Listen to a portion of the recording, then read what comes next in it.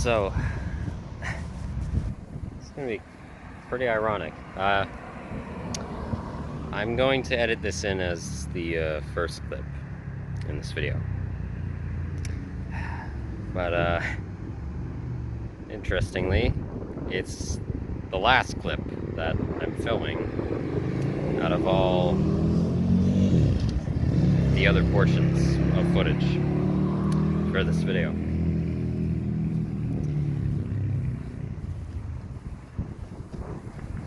And, well, I'll just cut to the chase right away. I'm in the Vermont district of Laval, which is in the northeastern end of the city.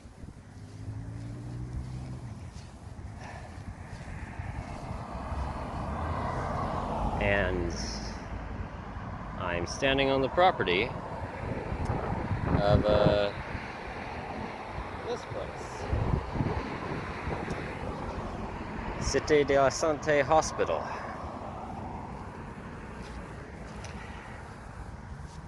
which,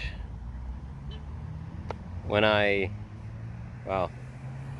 found out about this place and then did further research, which was overall just regarding to this one fact, not hard to find out, so it was rather quick research.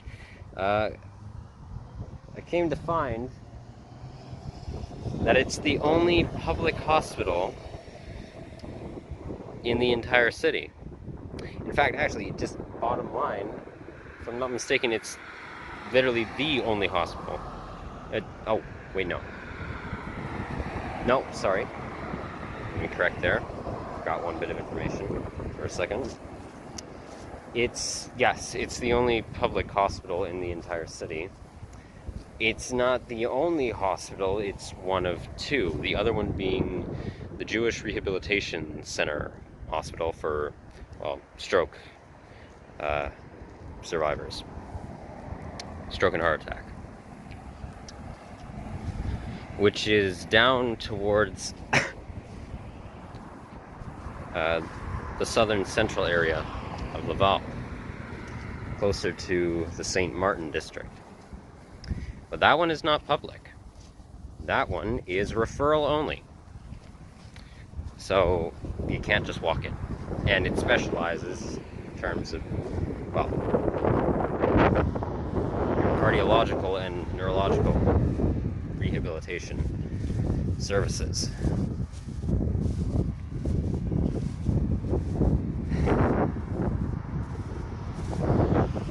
But,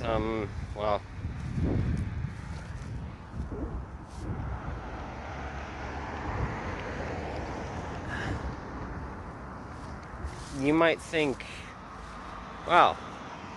what's the big deal about that, Cam?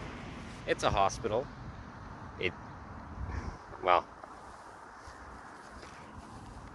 As long as it's functional and it serves the public interest, what's the problem? One, it doesn't, as far as I'm concerned. It's highly corrupt.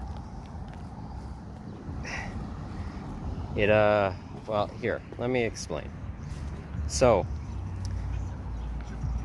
in the clips you'll see after this, I initially went here because of a throat infection I had gained. I don't know how I got it.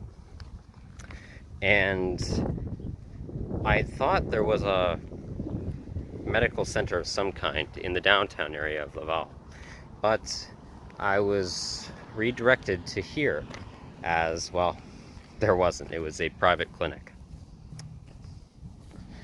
And I walked all the way from downtown Laval through the industrial area of the city, here to Vermont, and then straight here to the hospital. And upon initial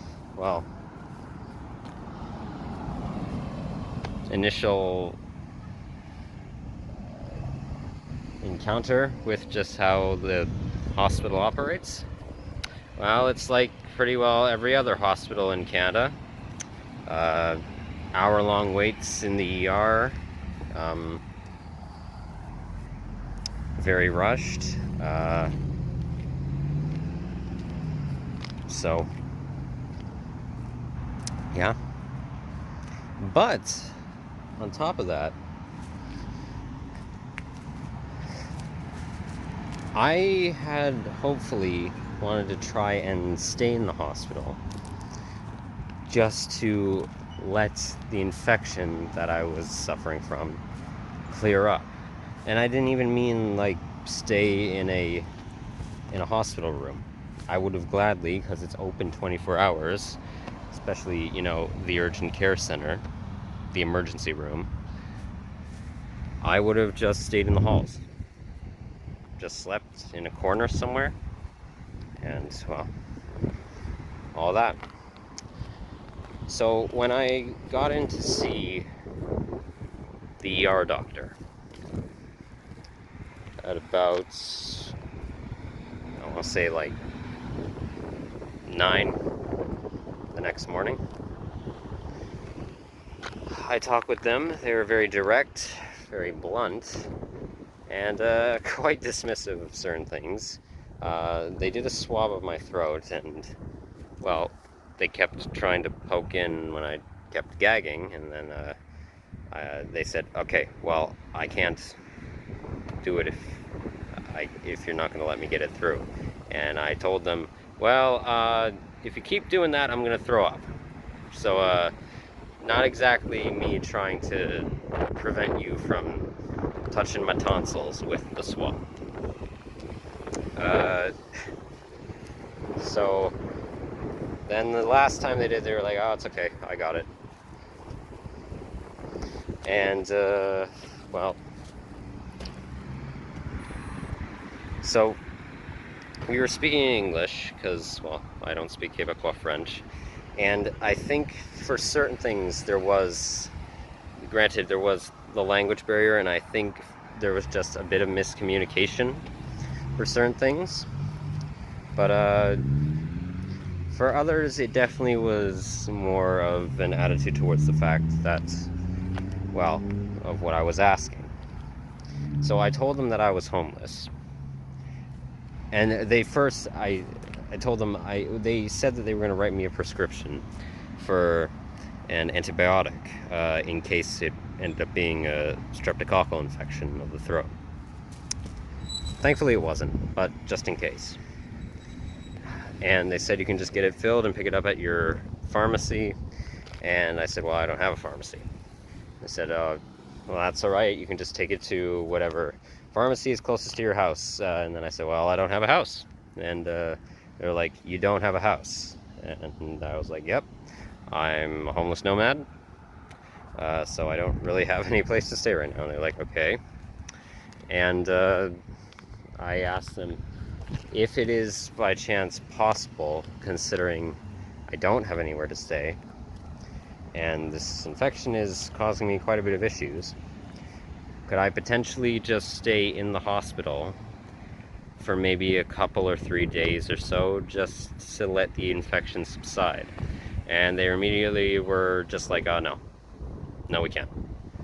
And I was like, oh, okay. They said, yeah, that's not possible, sorry. They didn't explain if that was just the hospital's policy, or if they were just telling me no. I probably should have inquired further about that, but, well, as you'll find out in the next visit I had, well, it ended up being an issue anyway. So, when I was done in the ER, the night when I had first got there, I had a bit of an issue with security where they looked over my things, and I said, because I had my wagon with me, and they said, oh, it's fine where it is right now, but, well, you'll just have to retrieve it when you leave. And then, so there's a restaurant in here Chapter, which I'm also going to showcase, not in this video, in the one after this, and I'm highlighting smaller businesses. And when I went, and it's on the second floor, and after I was done, I went up there, because, you know, well, their brake pads sound pretty, loose. Anyway, I went up there to eat, because, you know, I was hungry. And a security guard came up when I had met the night prior and said, hi, are you done now? Are you gonna leave? And I was like, oh, well, yes, but I was just looking to get something to eat before leaving. And they said, okay, so you're gonna eat and then you're gonna leave? And I was like, yep. Like, okay, all right. Just wanted to make sure that you were going to go once you're done. Okay. And anyway, so it's clear that they don't very much take kindly to homeless, even if they were willing to not look after someone like me. Give a physical overview of someone like me who is in need of the service. But, well, basically, it wasn't the most savory of interactions. Now, you may think, okay, well, that just seems like a localized interaction, right, Cam? Well, no. Because once I had gone here, I obviously, as I do, decided to do research on the hospital. Particularly on the fact of why the hell is it the only public hospital in all of Laval? Now, here's a bit of knowledge about Laval. Laval is the third biggest city in all of the Canadian province of Quebec. The third biggest city, size-wise. And it has a population, currently, of 500,000. That's 500,000. And it's rising. It's a rising populace.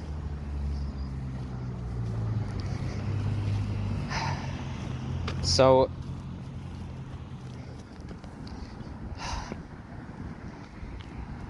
I did research, and apparently the hospital was initially built in, I believe, it was either 1978 or 1984. It was somewhere between those dates when construction had begun and also completed. And at the time as well, in this area, real estate value, from what I had also researched, was rising. It was becoming very profitable for the private sector in this entire locale. As you will very much see, well, as you can maybe see right now, and you will see as I demonstrate later in the video. Well, it's becoming very, very, very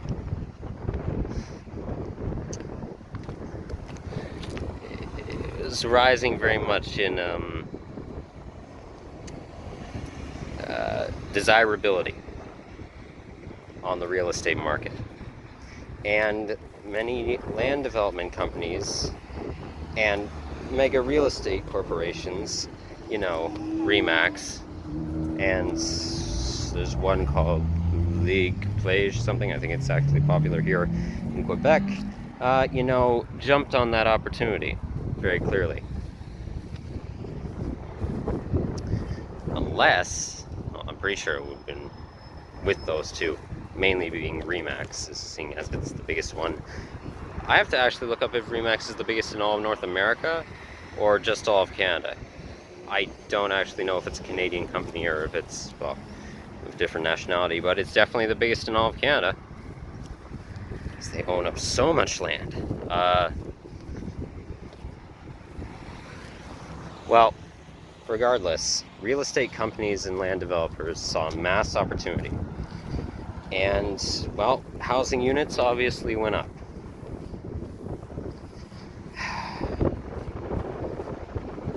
And, well, that spells a lot for the location of the hospital, why I have a hunch of why it was initially built here. And it also says further, considering the fact that for a while the municipal government was the primary funders of the hospital, which they aren't anymore. The Laval city government is only partially responsible for keeping care of the financial maintenance of the place. And I think they may keep care of the property and just the structural integrity of the place, but financially, that got turned over primarily to an organization called Cité de la Santé Foundation. They're the ones, since about, I believe, the 1990s, that fund the hospital. And, well, clearly that funding doesn't go into it, as from what I've looked up, there have been many complaints from patients who have come to the hospital, especially those who have had to travel all the way from the western end of the city just to get here, in terms of issues with, well, staff compliance, or just actually working with staff to help them out with their issues or what they're dealing with. From, well, equipment failures to even criminal negligence, actually. And that one is really striking, considering the fact that it actually, when I looked this up, apparently there was an anesthesiologist here who was involved with the surgery of an 84-year-old woman who was arrested on allegations that they purposely tampered with their palliative care, because apparently the patient was in terminal condition, and I forget if it said they didn't want to be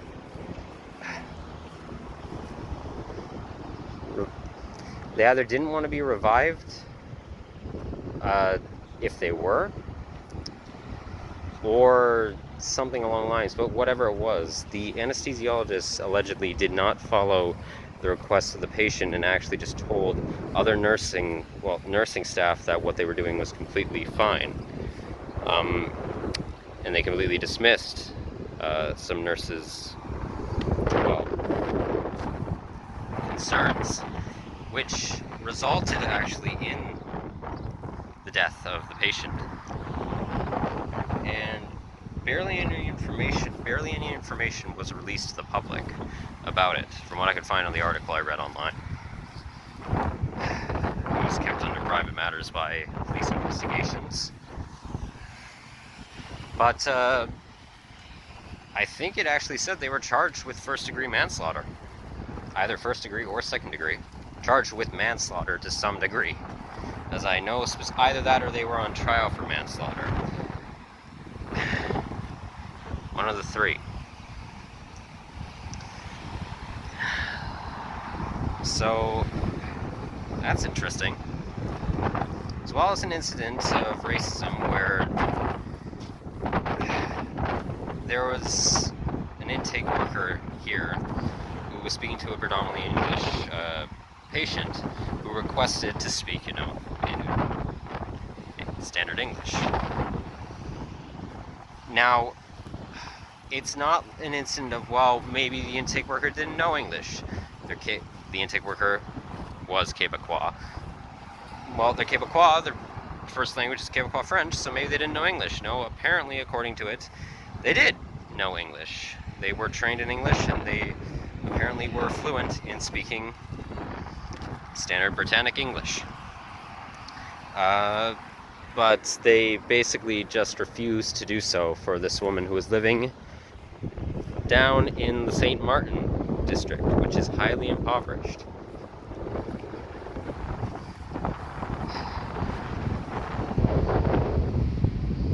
So, that's not looking very good.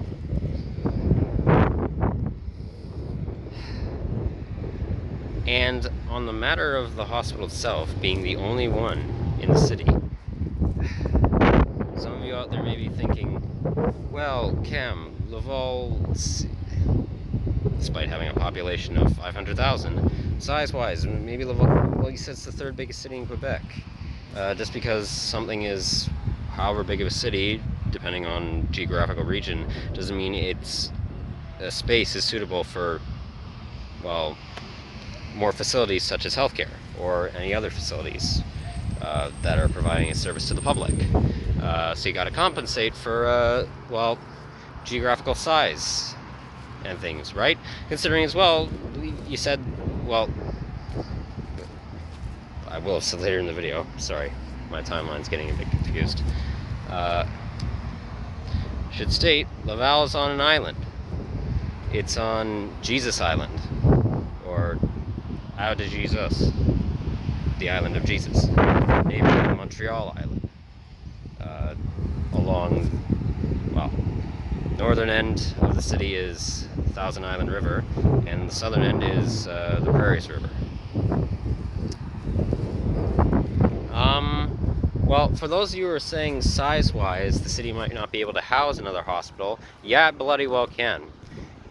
There are, if you look on a digital map, and even just in terms of layout, if you look on a modern, updated paperback map, you will see that Laval has, as of current, many green spaces within the city limits, within its municipal administrative district. It has very much many green spaces that are not taken up by any sort of housing developments, business corridors, any sort of any other just building structures. It's not taken up by any. It's vacant or full of trees. So, and especially so in the western end of the city. So, the city absolutely has room to place another hospital the exact same size, as far as from what I've calculated from an aerial view, the exact same size as Cité de la Santé. It has a plethora of room to build one the exact same size. But it hasn't. Now, why could that be? Well, whoa. If this dirt heap would not so rudely interrupt me, well, there's a few reasons, and all of them point back to corruption. Now, I'm going to speed up my explanation here because, given my storage that it's warning me of, I may even have to cut this video up. So, side note, the video I just uploaded as Laval, Exploring Laval Part 1 was supposed to be Part 2. This was supposed to be Part 1, but, well, things got ahead of me. And now, considering the storage and how I need to export the video, this first bit may be Part 2, and then I may need to put another bit as Part 3. And the video I said I was going to make where I'm going to be highlighting small business restaurants in Laval, it might have to be Part 4 instead of Part 3. And I said that at the end of Part 1, that it was going to be basically Part 3, but then that would imply that it would be Part 2, considering it was Part 1, whatever. Anyway. As far as I've looked up, the current mayor of Laval, Stéphane Boyer, who was the youngest mayor in the city's history, has publicly stated, at least in an interview with a reporter it was an online article, and also just the general consensus amongst his administration is that they have no plans of building another hospital because, well, he has stated that he has no plans of building another hospital. His administration has no plans of getting any sort of funding underway or acquiring land rights to then use federal funding, no, fucking municipal funding to build another hospital. And they don't,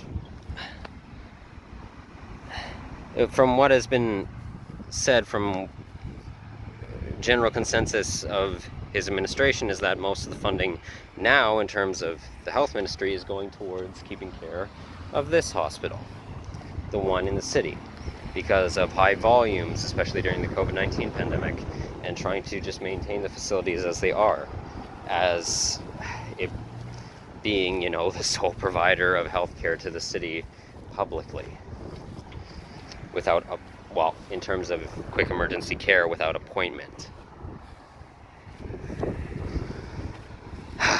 Well, genius. If you built another hospital, you know, maybe on the other end of the city, you wouldn't have such a compact, high volume for this one. If you had another one to balance it out in a city that has a population of 500,000.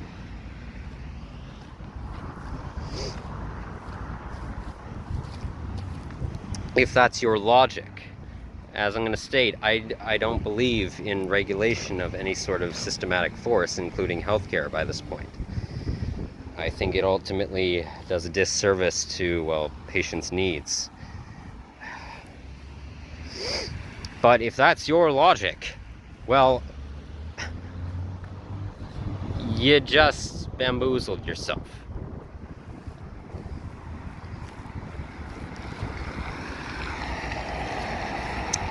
So,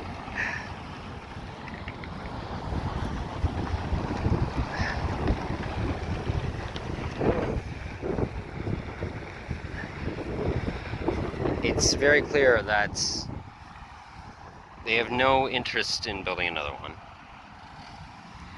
Whatever funding they're saying goes into this place doesn't go here. Very clearly. And, well, another interesting thing to note that I've somewhat gathered information as much as I can on this. It's not concrete entirely, but there's evidence, at least from what I've looked up, that many high-paying specialty doctors, mainly from Montreal, actually live here in Laval, across the border. I wouldn't doubt that many of them either live in this area or live down closer to, well, either in what's a neighborhood called Champlain, which will either be in this video or the next one. I don't know how this is going to get cut together. In the district of St. Rose, which is immensely wealthy. Immensely wealthy. And just in terms of advertisement perks for, well, land rights here and real estate of the housing around here, I don't doubt that it being the only hospital still in the city, with for all these years no other attempts being made to build another one anywhere else, well, I guarantee in terms of advertising to higher paying specialties, in terms of doctorates, those who have doctorates and are practicing medicine or psychiatric care, well, I don't doubt that they see it as a bit of advertising for this area in terms of, you know, the real estate value. Well, we can get very high clientele in terms of medical and psychiatric care. If we advertise this end of the area, which is full of very high-end valuable homes, which are very, very expensive on the market, well, if we have it advertised at being that these, whatever housing they're looking for, being set very close, conveniently close to a hospital, the only one in the damn city. Now, you're probably thinking, okay, Cam, you convinced me. Corruption, very clearly, in the municipal health ministry. and the administration of the foundation that serves as the primary funder for this hospital. But what about just in terms of size of the city? I know you've talked about the population size, and you've said about the greenery spaces that are in the fuck. God, my dysphagia. Gotta love it. In the city. How many there are. But you said it was the third biggest city in Quebec. So what about that? Okay. Montreal is the #1 biggest city in the province of Quebec. It has at least 11 or 12 different public hospitals with fully functioning, with open, not functioning, as I don't think the entirety of these systems work, with open emergency rooms, intensive care units as well, and emergency psychiatric resources available to the public. Open 24/7. They have at least 11 or 12 of them. Different hospitals. The third biggest city god damn. Yeah, okay. God. Cognitive disruption today. It's been a bit hot. And I've been walking quite a bit recently, as you'll see. Okay, the fourth biggest city in the province, Longueuil, that neighbors Montreal on its eastern half. It has, last I checked, 3 different public hospitals. 3 open available public hospitals, emergency rooms, ICUs, the works. 3. And that's neighboring, well, that's part of the GMA, the Greater Montreal area.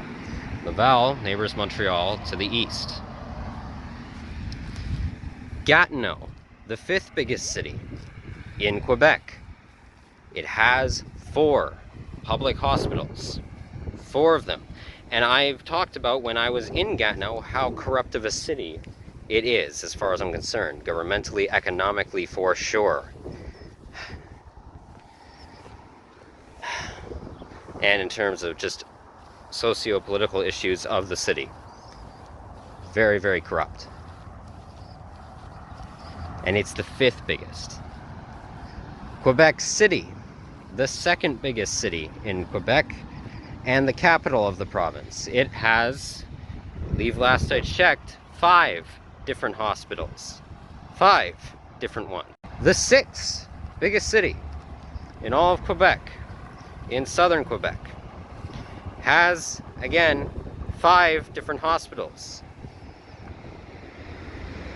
Actually, it might even have 6, considering there's one that's a bit out on the outskirts of the city that might be counted as being within the municipality. So potentially 6 different ones that are open to the public. So, size-wise, yeah, it very much has the ability to fit another one in. That's even just for some other examples. Or let's say, what is it? It's not Old Tracy. It's Saint Riviere. I think it's called Saint Rivieres. Is another city in Quebec. I don't know, just size-wise, what it's considered geographically, how large it is. But it's far smaller than Laval, or Longueuil, or Gatineau, or Quebec City, or Lévis, which neighbors Quebec City, which I believe is the 7th biggest city in the province. This other city has two public hospitals, and in terms of Lévis, neighboring Quebec City, I think it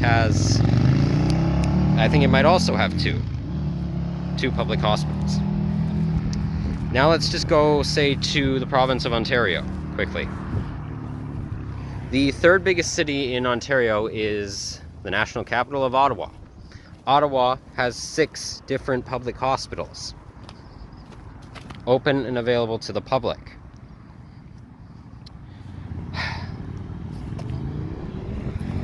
And to add insult to injury, in Quebec here.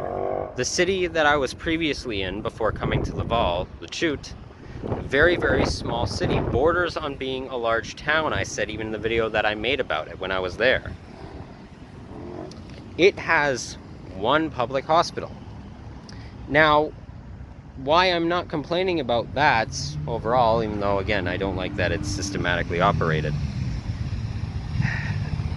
Why I understand why Lachute has one public hospital is it is immensely smaller population-wise and just geographically size-wise than Laval. In fact, I want any of you out there who are watching this, go on a digital map, Google Maps, anything, just a digital aerial view map from a satellite image, or a paper map if you have one that's updated, modernized, and look at, in Quebec, if you can zoom in close enough to where like you can get them in the same, in terms of a digital one I'm using here, they're the same, if you can get them within the same screen frame. Look at Laval, and then look at Lachute. Compare them size-wise. I think it would be, in terms of what is typically thought of, in terms of, if in the ideology of republicanism, providing services to the public, and that includes healthcare services, and needed, if you were saying, okay, we need certain facilities for these services, well, then I would understand why Lachute, logically, if you're going by that logic and you were thinking about it, if you're going with that ideology, I understand why Lachute has one, if you look at its size. I do not understand why Laval, the third biggest city in the entire province, has one. And it's all the way shoved right into the northeastern end, almost to the edge of the city. The outskirts of Laval, going into on Jesus Island, going to what is the only bit of countryside on the island that hasn't been taken up by Laval yet, in terms of its just cityscape overall, is literally only a few blocks away. It's like right at the edge of the city, right at the edge. And it's very far away from the highly impoverished areas that are past the downtown towards the western end of the city. St. Martin, for instance, in a neighborhood called Chomedy. So, I'll leave it with that. I am now going to go inside and see if I can, well, first upload this video, because whatever interviews I try and do in the hospital are going to have to be in a separate video, because this is getting way too long. So, I hope you enjoy the rest of the footage. Well,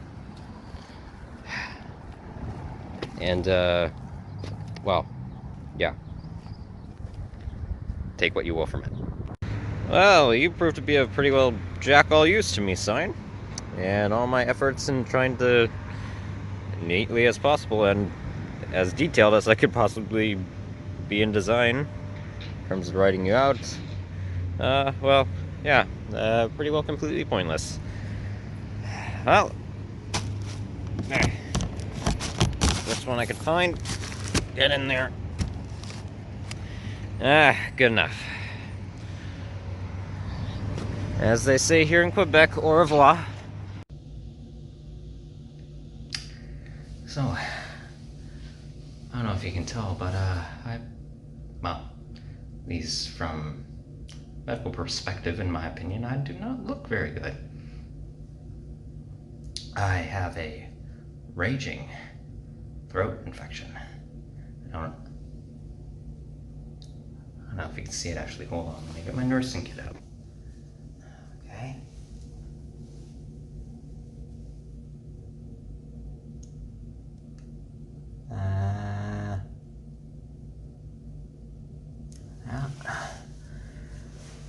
Mass red discoloration and very much irritated and inflamed.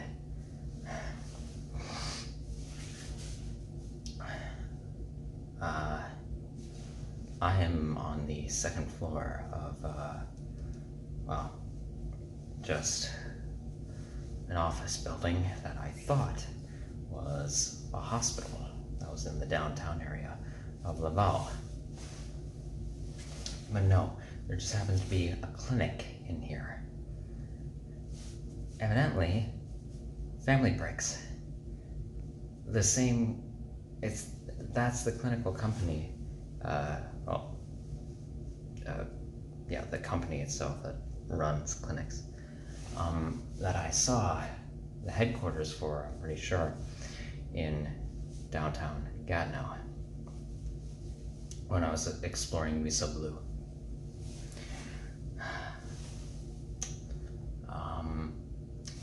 And the only hospital that's close to here is on the complete opposite end of the downtown area, in eastern Laval, or closer to eastern Laval. In fact, it might just be right outside the downtown area in a district called Vermont, might be the name of it.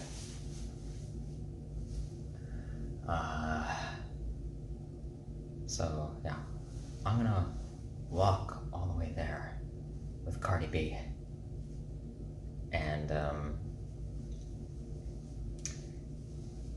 see if I can, get general antibiotics, because that's all that modern medicine can do. It's not even guaranteed to work, but most often general physician practice, they recommend that you take the antibiotic medication for as long as, for whatever amount they prescribe until it's finished. So that has a higher chance of actually getting rid of the infection. And an ignorant thing on my part that I didn't know when I was in Ottawa, and I shouldn't have done this, I regret it, was when I filmed parts 5 and 6 and 7 of Exploring Ottawa, I had a strep throat infection. I believe the ER doctor said it was strep throat. Anyway, they prescribed me an antibiotic, and my infection within, I think, about maybe a week and a half to 2 weeks of taking it, it got better, cleared up, and it actually dissipated. So I decided, I wasn't going to finish the medication, my ignorance.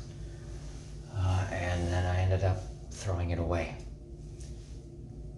The other reason they recommend, not only the reason they recommend that you finish, articulation slip. Sorry, the building janitor just walked in. To anyone taking antibiotics right now for any sort of infection, they not only recommend that as a better method, the only real method we have of maximizing the guarantee that the compounded properties in the medicine will fight off the infection. It's not guaranteed, but to some degree, with how they produce the actual medications, to some degree it can help. But also because people for many years, sadly, have been throwing away antibiotic medication whenever, say, an infection has just cleared up. They don't recommend you do that because what I talked about in Exploring Gatineau Part 2, how people have this delusional belief that modern medicine has somehow massively progressed over the decades. No, it hasn't. Because of those actions, the bacterial infections that these antibiotics, most general antibiotics, work against, they're actually now adapting to the medications that people are just throwing into very filthy and contaminated areas, in the trash.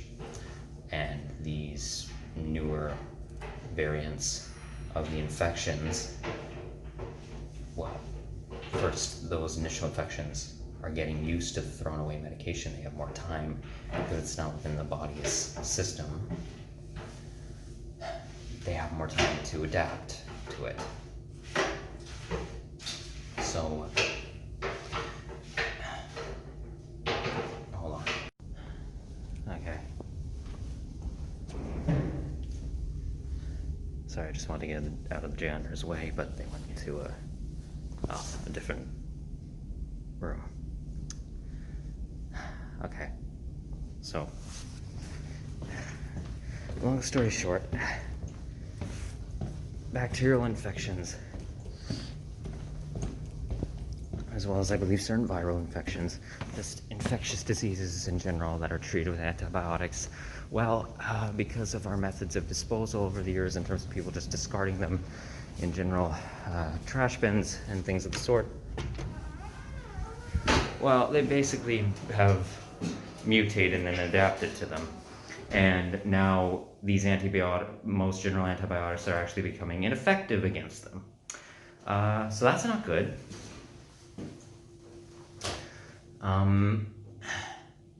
I mean, the method of the actual medications, as far as I'm concerned, with how most infections are caused by societal pollution and mistreatment of the environment we're in and actually not keeping care of facilities properly. Because, well, money.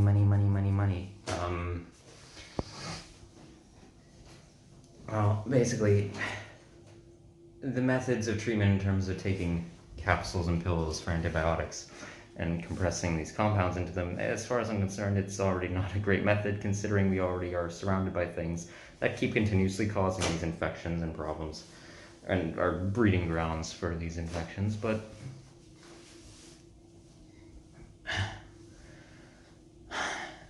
anyway,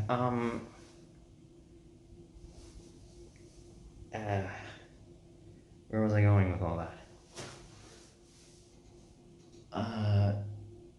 Oh yeah, I shouldn't have thrown away the medication. If you have any antibiotics, don't throw them away. Give them back to the pharmacy that actually gave it to you so that they can properly dispose of it with whatever methods the pharmacists use. I'm not entirely certain of the actual proper methods of disposal. Give it back to them, or finish the actual medication if you can, and there's no complications or side effects happening with it. Okay, so I'm gonna walk all the way to the other side of downtown Laval to hopefully see a doctor in the ER. Because this is, as far as I'm concerned right now, the worst throat infection I've ever had in my life. At least to my recollection. Okay. The receptionist in the clinic, they were very nice, very attentive. They gave me directions and actually took my phone consentfully and pointed out on Google Maps where the nearest hospital was. And it's one, I believe, of only 2 public hospitals in the entire city. And Laval is the 3rd biggest city in Quebec. So that's oh, that's interesting. Granted, there is another one that's in Montreal that's right at one of the connecting bridges at the municipal border between Montreal and Laval, but, well, anyway, still not great in terms of public health funding with one of your biggest cities. Well, as far as I'm being an anarchist, I don't think anything can be controlled in that regard. But it just, in terms of attempts at control for health facilities, well, that shows me the lack of interest or care to even try. Anyway. Okay, I'm gonna go do that, and then I'm not gonna film for a few days, just to give myself just some time to settle in here, because I'm gonna be in Laval, and then going into Montreal, and then probably going between the two, and then maybe a bit of Longueuil, but more so Longueuil after I'm done being in Laval and Montreal. I'll be in between Laval and Montreal for most of the summer, as far as I'm concerned. So, yeah. Okay. So, anyone from the Vermont district of Laval want to tell me why this beauty products cosmetic shop has a sign design that looks pretty well identical to the BioShock title design? No, I'm serious. You can't tell me that is not what that looks like. It looks exactly like the title. It looks exactly like the design of the title for BioShock 1 and 2. And it completely... I know nothing about this store. It's nothing against them. It's just... it completely clashes with the entirety of the rest of the... I guess what seems to be the desired aesthetic.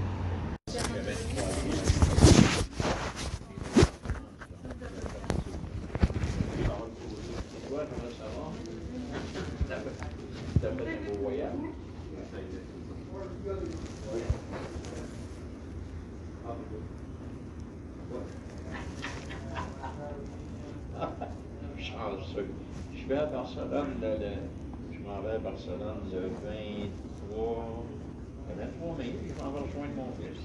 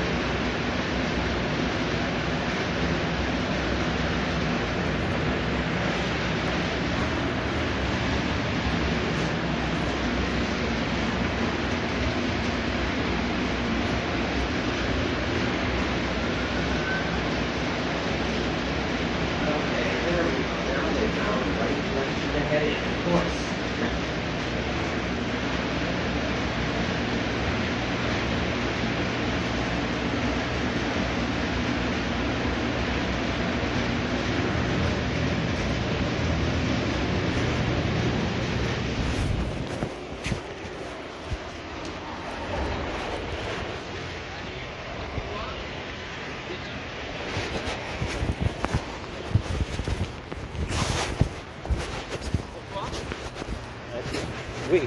Ouais. C'est toi qui as appelé? Je n'ai pas l'accent français, c'est anglais. You call? Yes, I did. All right. You can go on the other side. You're gonna come in.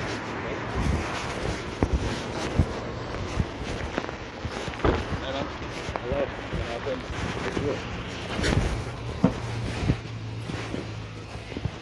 Where would you like me to sit? You can have a seat here. Ouais, c'est bon, hein? So what we can do for you tonight? Just provide me with warmth and maybe possibly something to ease a fever. I'm not sure.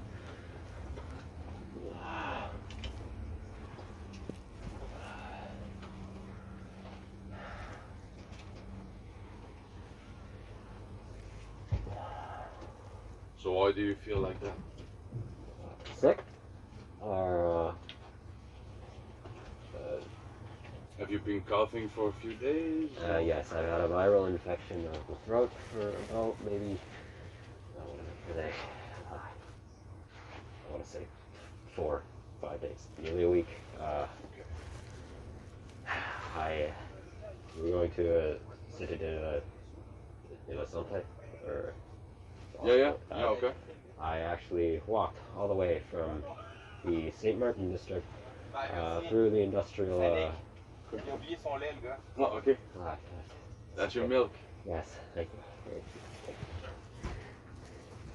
Thank you to whoever did that. I walked all the way from the industrial area through here to the hospital, to the ER, to try and get assessed, because I don't have a family practitioner of any kind. I'm new to the city. I did not know if there was any walk-ins of any kind. And I'm also homeless, so I do not have anywhere to stay. I only have a tent, a sleeping bag, a cart, and It's not very good temperature for that.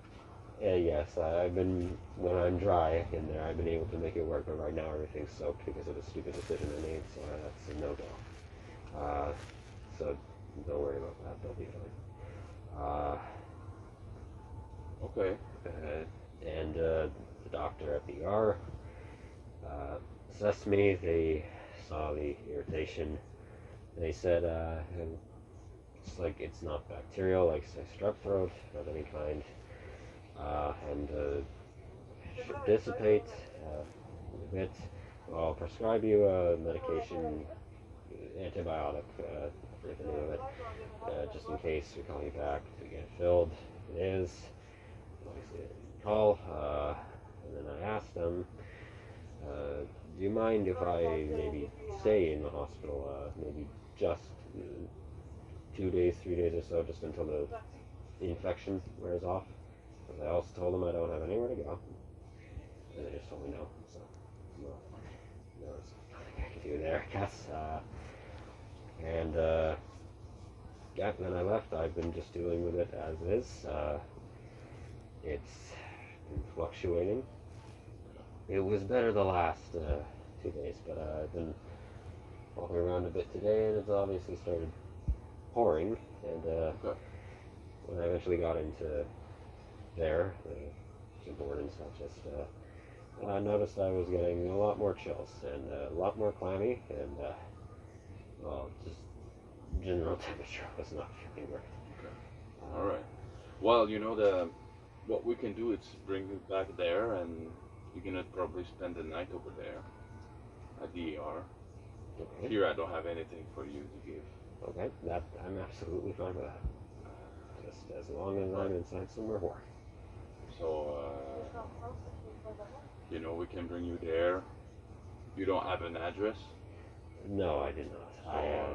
Did you find any place around the area that you can go there? No, when I was actually just in the restaurant there a few weeks ago, I bothered to look up on their Wi-Fi if there were any homeless shelters in the area. Closest one, I guess, was up a ways past the industrial area. I forget the name of the neighborhood, but apparently I called them. Saint-Joseph, I know it's one. That might be the name of it. But it's far from here. And it's full. Apparently it's full for the night. Apparently there was one listed at the hospital, but I called them and they just said no, and they're not allowed to give me that information. So I have no clue for that. then I was feeling positive and decided, okay, well, I'm just going to call you guys. So That's fine. No problem. Yeah, that's about it for us. We can bring you back to the hospital, that'd be fantastic. or you want to go back to Cité de la Santé here? This hospital? Yeah. Yes, please. Okay. Would you mind if I take your blood pressure? Just to be your vital sign? Absolutely. Go ahead.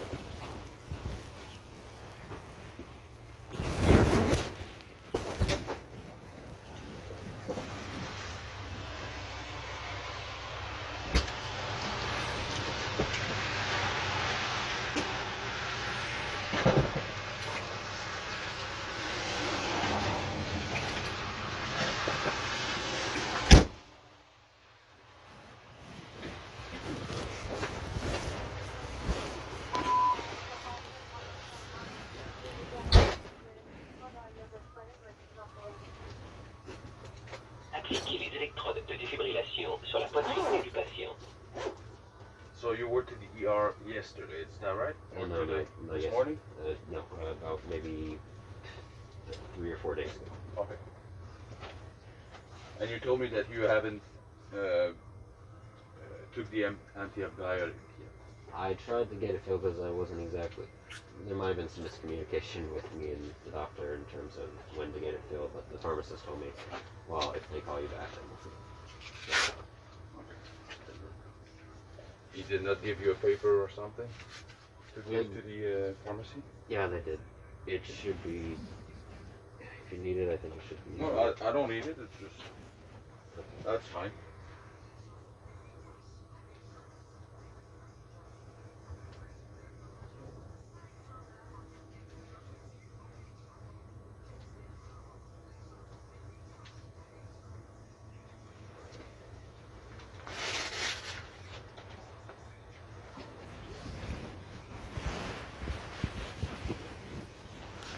Have you been able to eat during the past few days, or?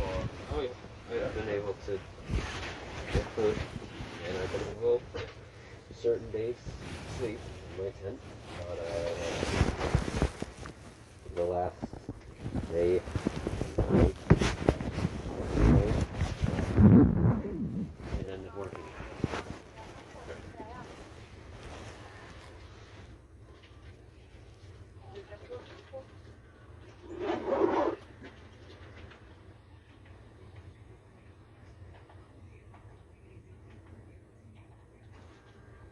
Do you have any piece of ID, or did they give you a card at the hospital that we can use? Yes.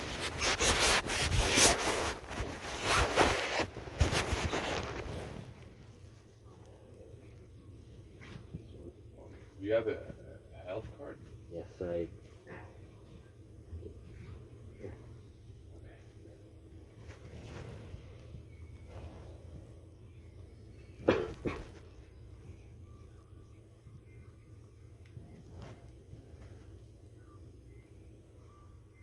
Is that address good or it's not good? It's just an address that you give them? Or? That's an address that's on my Ontario citizenship card.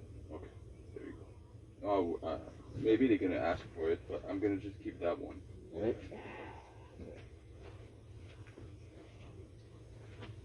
All right, now. I'll try to stay careful. What?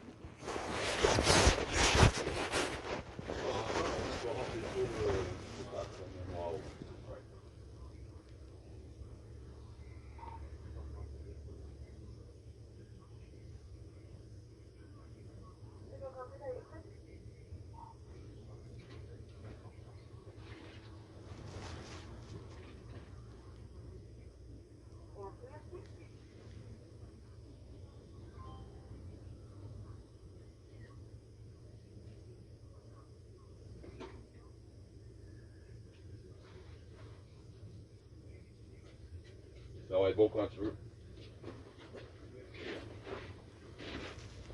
All right.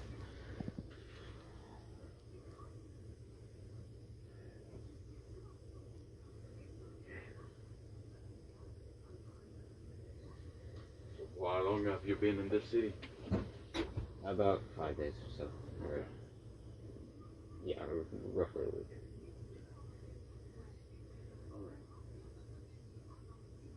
Maybe, yeah, tomorrow during the day try to find a place where you could stay. Yeah. I'll try scouting out some of the shops. I know there's one on De Laurentides a bit further south, but I don't know if you need to be referred. I don't know. I'm gonna tell the triage that you're homeless and you don't know where to go, and maybe they had a misunderstanding before. Thank you. All right. Really nice. Maybe your word will be better than mine.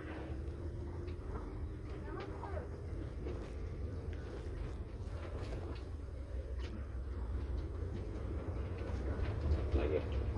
Well, I was told the ER doctor I am completely comfortable just staying down the halls, or if you want in a closet until Until you're feeling better. yeah, just until the infection subsides, and then I will be gone.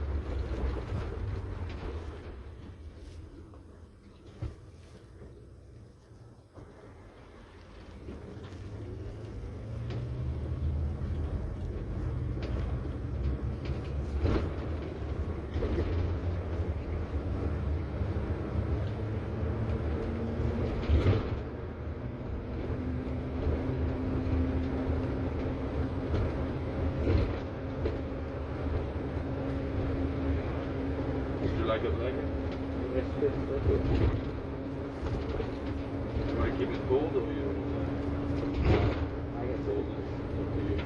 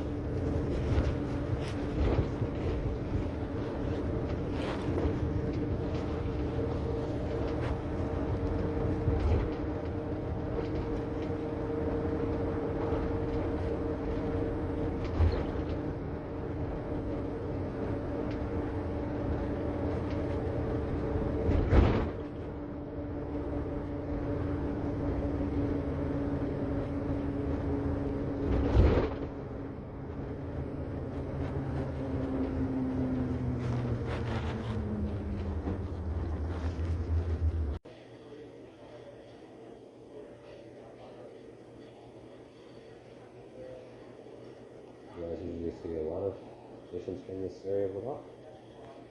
From what? In this area of Laval? Yeah, there's a lot of people in Laval. A lot.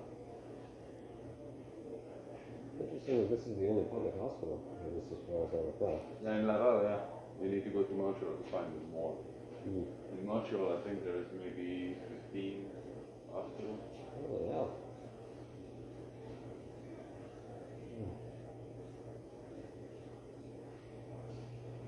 How come you stay in Laval? Just interesting me. On the way to Montreal. From where I was initially coming from. And, well, yeah, it just seemed like a city that piqued my interest. Yeah, I like it.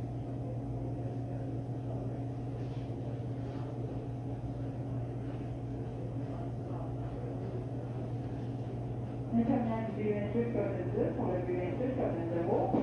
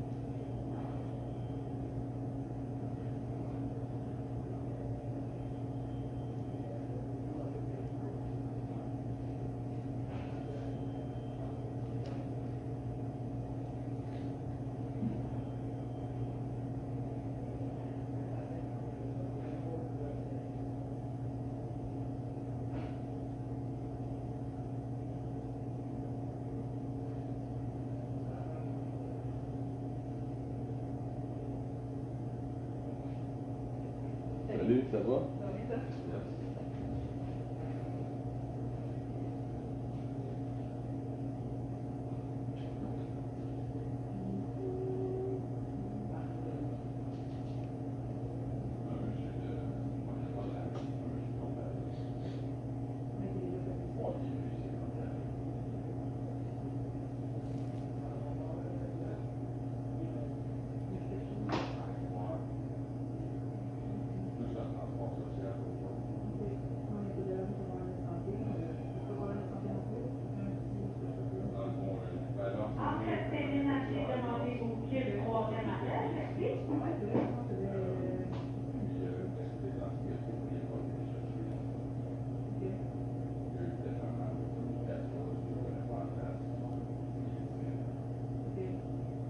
Yes.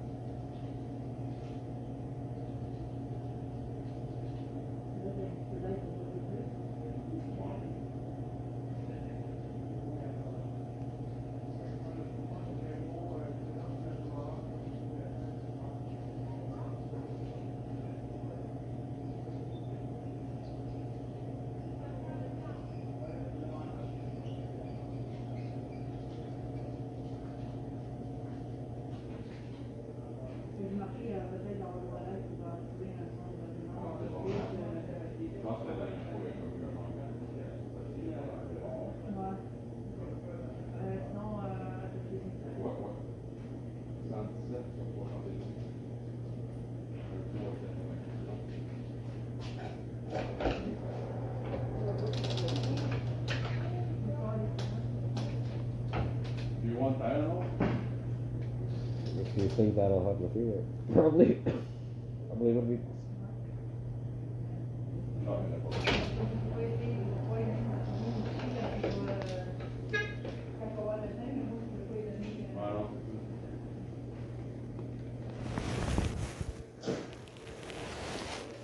Look. Are you able to go? You're gonna go to the waiting room to see the doctor. She write in the file that you're gonna need help to find somewhere else to go after you saw the doctor. Okay. Good. So you can come with me.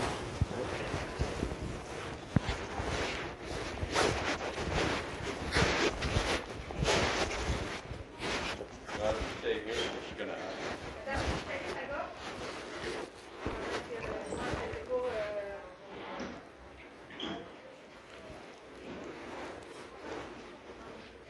Come with me.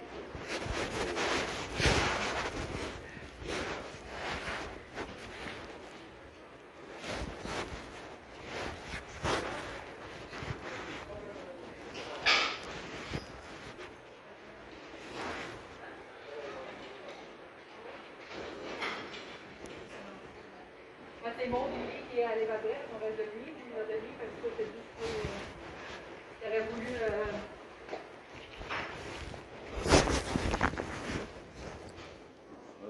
Do you want me to hold it? Yes, okay.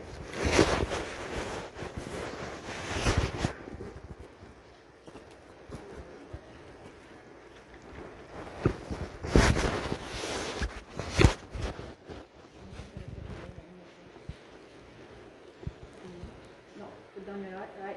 C'est dans le head. C'est dans le. Ah, il y a un corps. Ah, c'est A. A.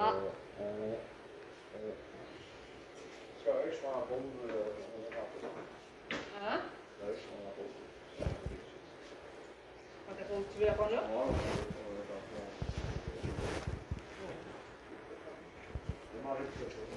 What's your weight, approximately? Approximately, I would say about 1.2.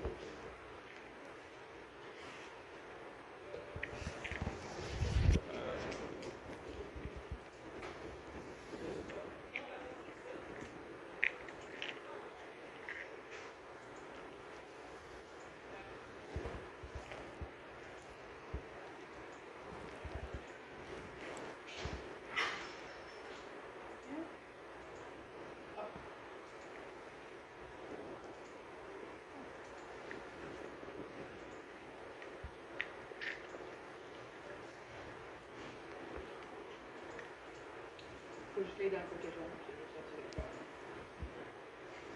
Là, ce que j'allais porter, je vais y aller. Là, je vais t'amener.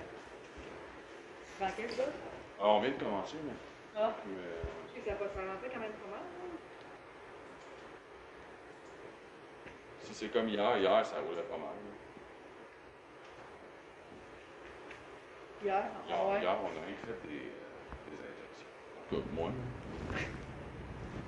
Ça me Peut-être semble que longtemps qu'on n'a pas vu ça. Autant. Dans le temps avec le produit, Ouais. ici, ça, on avait. Il y a tous les samedis soirs. Ben, mettons, là, il y a beaucoup, c'est beaucoup au Centropolis. Puis le Centropolis, mettons, quand ils sont inconscients, en altération du niveau de conscience, c'est Sacré-Cœur qui est plus proche. Ah, Fait pour qu'on vrai? est donc Fait tous qu'ils à sortent, Sacré-Cœur. ils sortent plus ici. Ouais. Ah, c'est pour ça qu'on n'en voit plus, autant. Ah. Okay. There you go. You can follow the nurse. Okay. Okay, take care. Tell you like that sign by your name in your file, and after you're gonna wait in the waiting room to see your doctor and the meet. Okay? You can go there. Go ahead.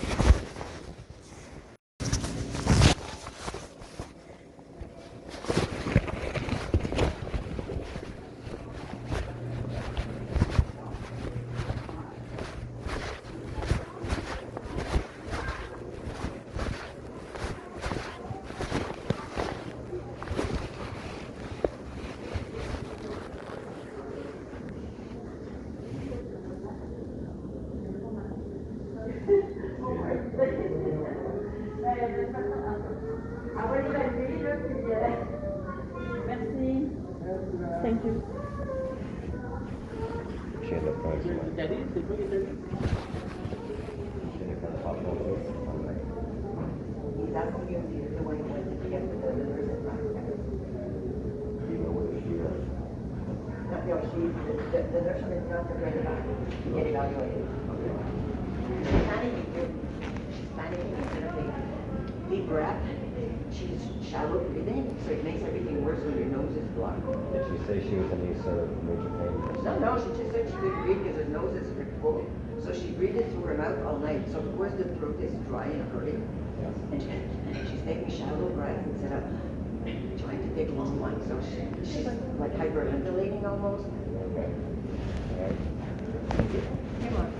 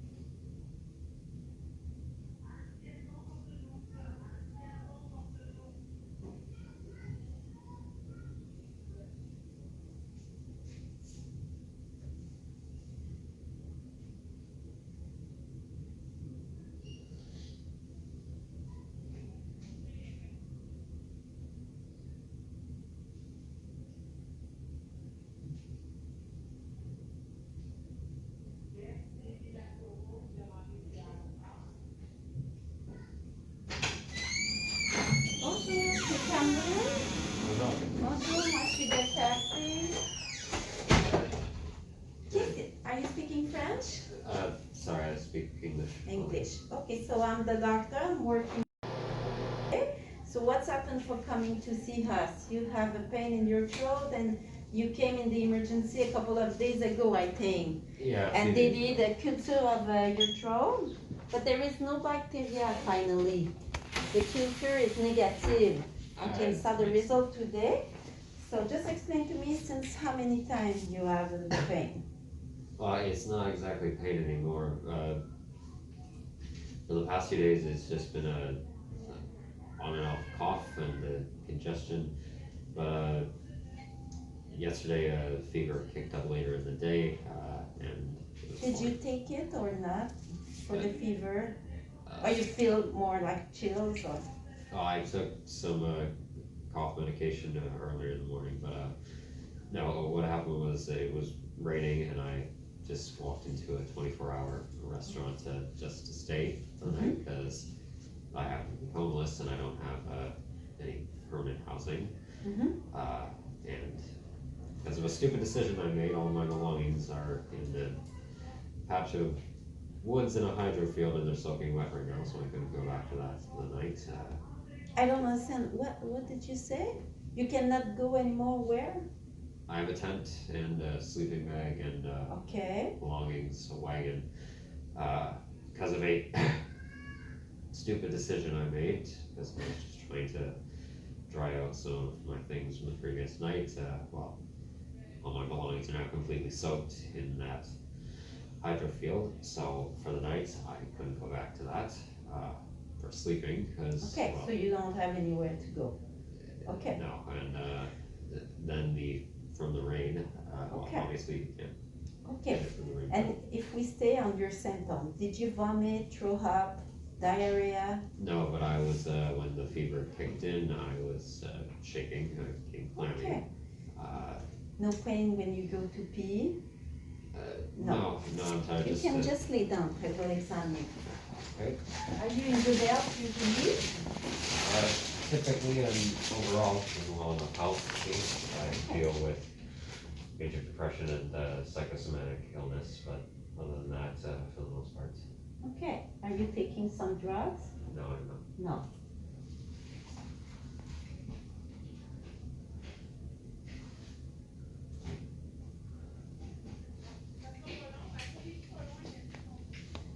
Just stay relaxed.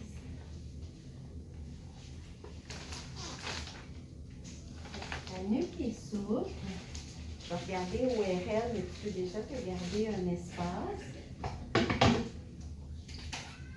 I'm just talking about your exam so she can write it, okay? That's all right. On this side. Here one. The two. You can remove your mask.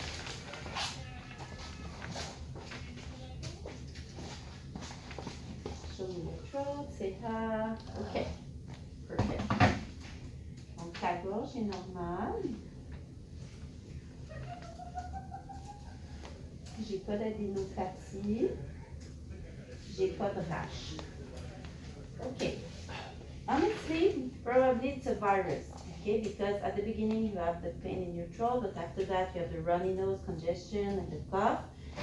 So we can see that with the virus, okay? Maybe it's the COVID, maybe it's another one. I can do the test for the COVID, but even if it's positive, we don't have a treatment to give you, Yeah, okay? that's all right. I will ask, there is a psychiatrist nurse, so she can give you the list of the refuge that you can find around, but I cannot keep you in the hospital now, okay? But there is a list that she can give to you. Do you know all the resources around, or not really because it's new for you, or? Well, last night I looked up some of them. There's one I know that's up past the industrial corridor.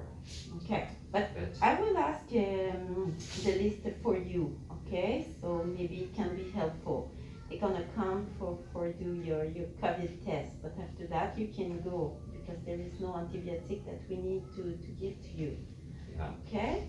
I can do an x-ray for your lung to be sure that there is no pneumonia. Okay? So maybe we can do that, the x-ray before you're leaving. Okay. Okay? Yeah. No, I So- only, when I was talking to the paramedic, I only had asked possibly the first time to stay in the hospital because, No, it's not Just- possible for that.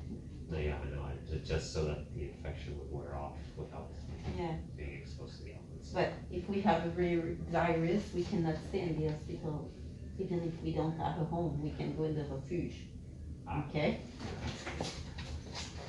So just stay here, the nurse will come for your test, and after that, we're gonna have the x-ray, and we'll see you with the x-ray. All right. Thank you.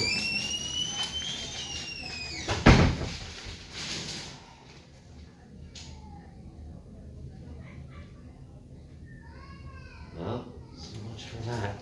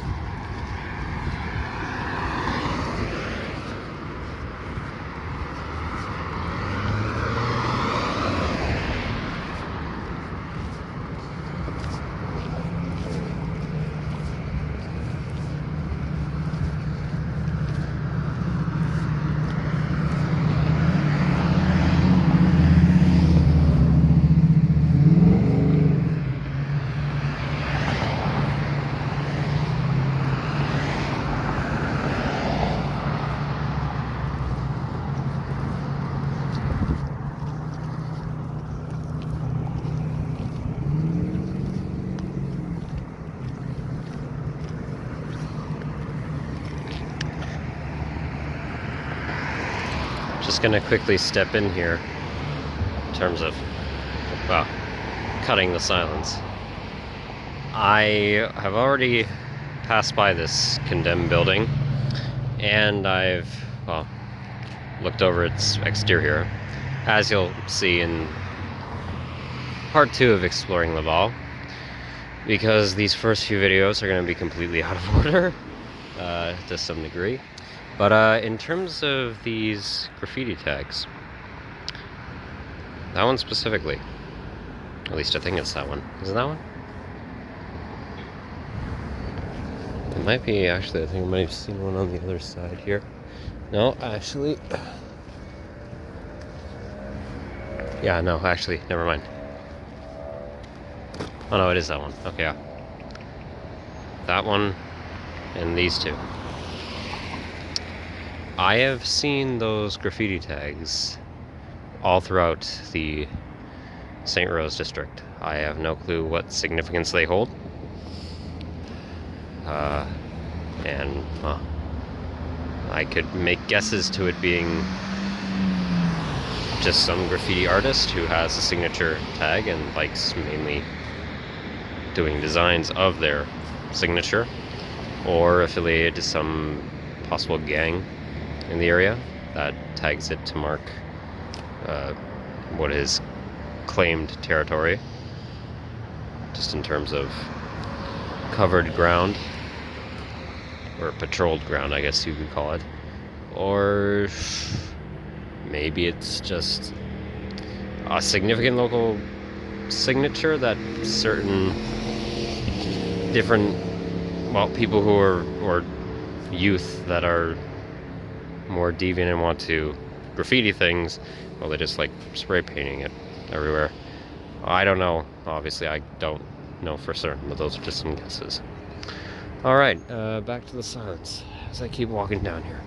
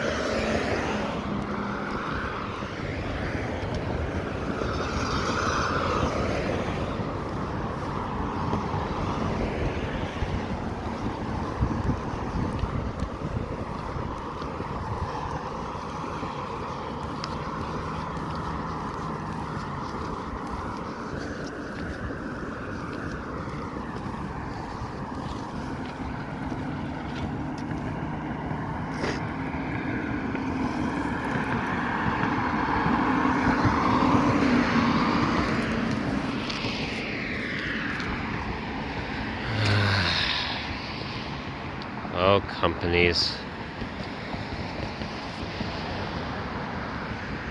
Even just a vacant patch of grass, which, once I get over there, you'll see is absolutely, as of right now at least, being used for pseudo-segregation.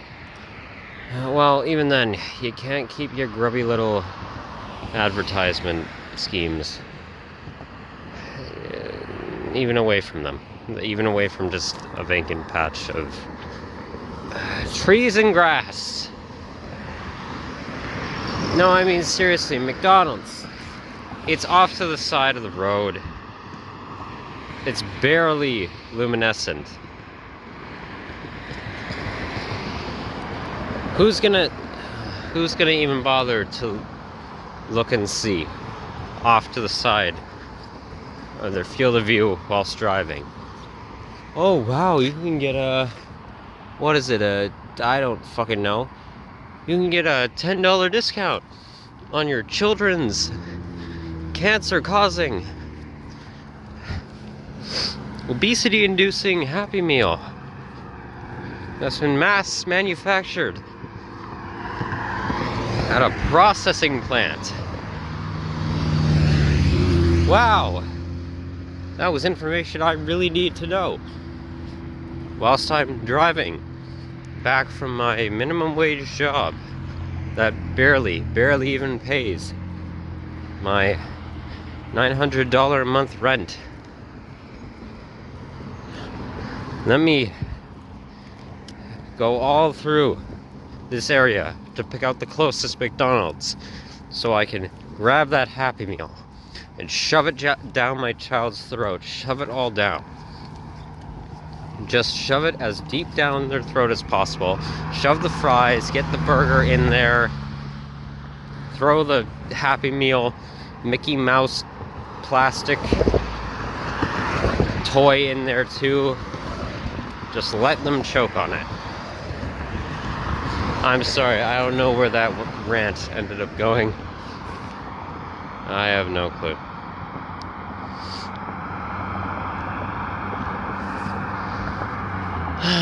Fucking Rogers. Wow. What a great advertisement design. That absolutely needed to take up an entire ginormous billboard. I don't know what that says because I can't speak Quebecois French, or I can't read it, but I damn well know whatever they have to say there is very much not important enough to warrant a giant illuminescent fucking billboard.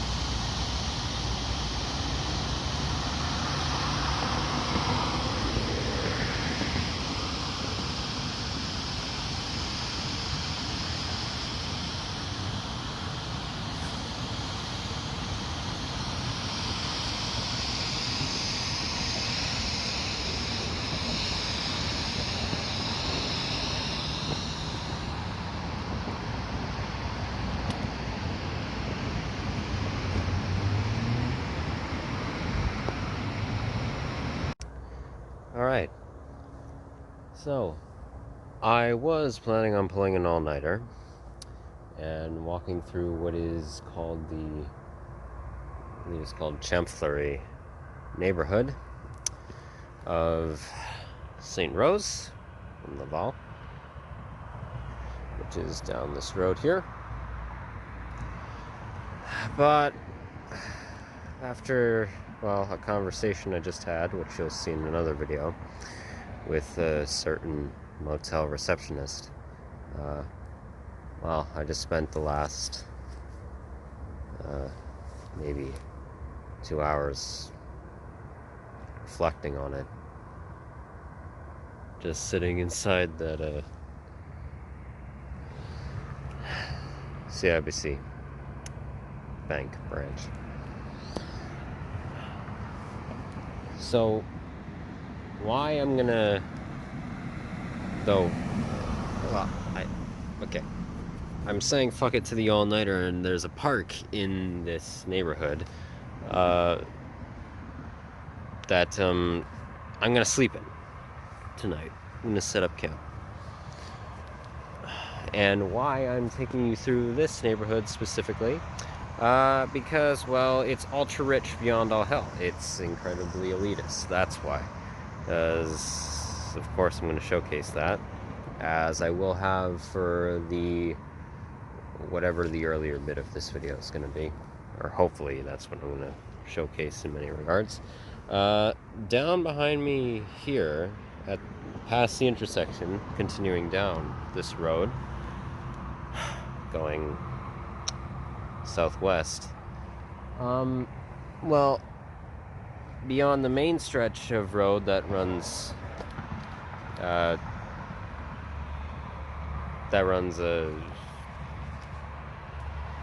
what's the word right now?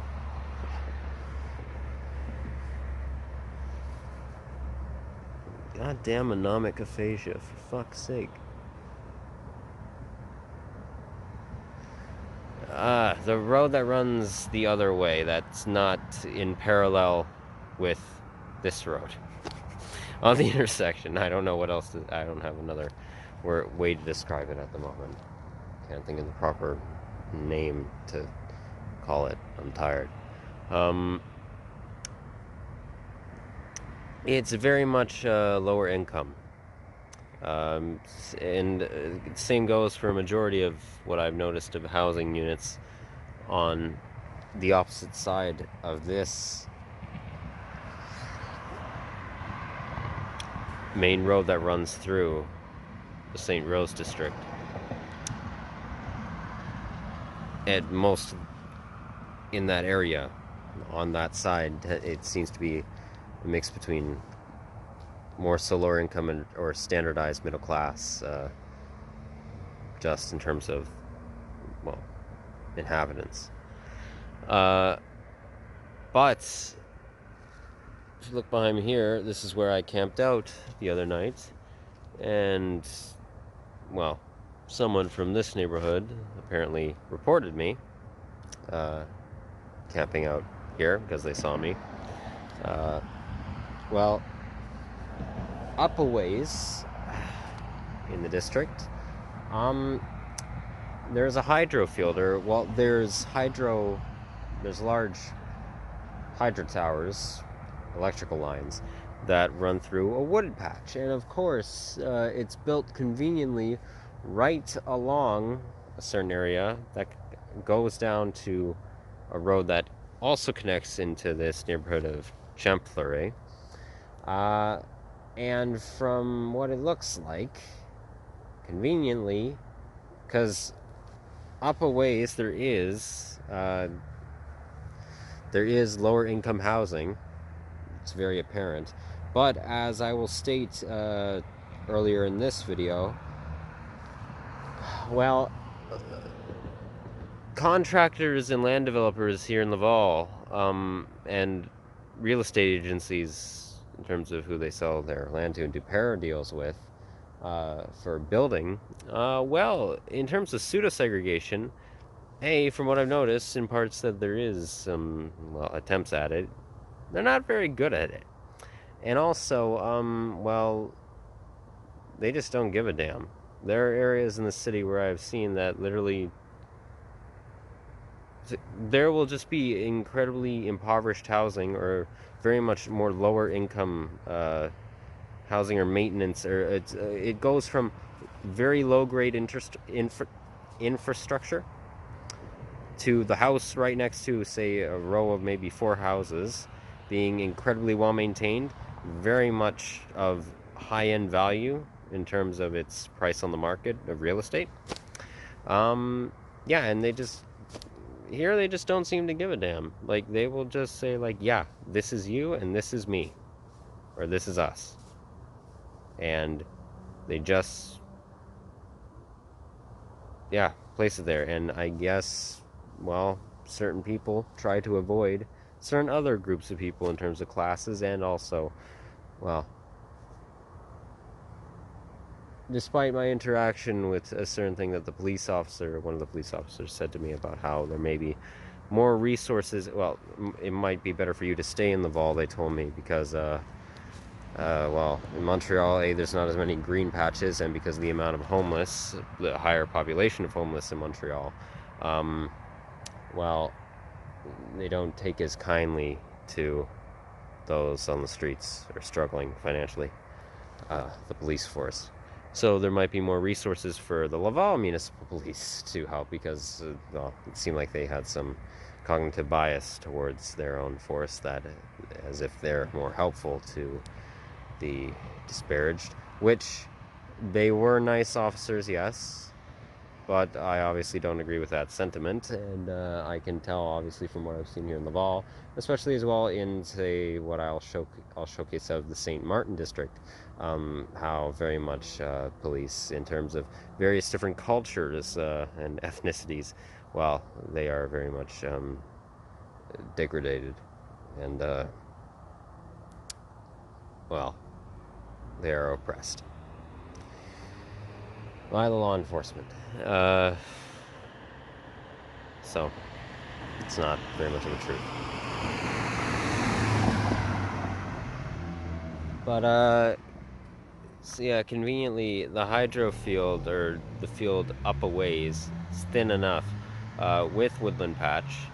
Well, it divides, because even though there is a mixing of housing developments, it's predominantly of lower income, and also predominantly just racial-wise, a mix of, well, the housing up there, and businesses seem to be more of a Middle Eastern, Arab descent in terms of inhabitants, as well as, I believe, well, with being Arab, it seemed a Northern African descent as well. And Portuguese, there's a lot of Portuguese descent in this area. A lot of people of Portuguese nationality, and also just as well a high density of Mediterranean ethnicity in terms of the white populace. So more Southern European. And also as well as Black and Hispanic. It's very in the area up there, it's a lot higher, especially in the Black populace. It's higher up a ways in the lower income community. So, oh, and in the part of on St. Rose Boulevard, in that main area, with a lot of the smaller businesses in terms of restaurateur businesses, there's a high Filipino population, it seems to be. As well as, I noticed in Vermont, just in case I don't mention this in the first half of the video, it seems to be a mix as well, mainly of Arab populace in the lower income communities that are right, like incredibly closely knit to the upper middle class to higher end wealth communities, as well as that of many indigenous ethnicities, Canadian indigenous people, that in terms of the background, that inhabit the area in the lower income of the Vermont district.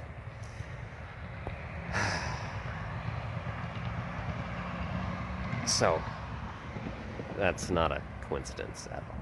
Just if that wasn't clear from what I was trying to get across, it's not a coincidence. At least as far as I'm concerned. Okay, I'm gonna walk through here. This should also be an interesting little experiment. Let's see if I do get the police call on me for sleeping in the public park of this very, very wealthy neighborhood. And if so, how long it takes them to respond. Because here, when I was camping out here, I had enough time. I woke up at around 10 a.m. today. I had enough time to walk all the way down, well, a little bit ways. Okay. In this plaza, there's IG, what is it, an IGN? It's a large, it's a mega grocery retailer. I think they're mainly only in Eastern Canada, so Quebec, maybe New Brunswick and Nova Scotia, and maybe Prince Edward Island and Newfoundland and Labrador. I had enough time to walk past that, go to some small business restaurants in the morning. I ate at two of them. One was a small business burger place called Uniburger. The other one was a Syrian restaurant, absolutely delicious food, called Nazareth. I believe it was well, it might have had a longer name, but its main titling was Nazareth. I had enough time to enjoy 2 meals at these separate restaurants. In total, I was gone for maybe like 3 hours. And then I came back here, and I sat over right beside the Shoppers Drug Mart branch just for a minute to chill. I had enough time to do all that before the squad cars rolled up and walked over to here in this little woodland patch to investigate the tent and the sleeping bags and the clothes that were strewn about and the wagon. So, yeah, let's see if I do get them calling me, how long it takes them to disrupt my non-problematic camping in the park. Alright, let's do this. Well, unless it was you people that actually called the police on me. Well, hey, I have no doubt that either someone affiliated to you lives down in this neighborhood, or you're located in the downtown area all the way down a ways. But then again, you might have just showed up with the police like one of your executives, or just some, I don't know, some representative from your company might have just showed up with the police to tell me to vamoose and get lost, because you own up this very clearly a development company, Center Commercial Phase 3. Well, I guess that's just them stating that it's Phase 3 of whatever mass development they're going to be doing, buying up this land, unless they just put that titling because they thought it sounded cool. Well, I would think they would have showed up with the police, considering they're the ones who give them their goddamn paychecks, so.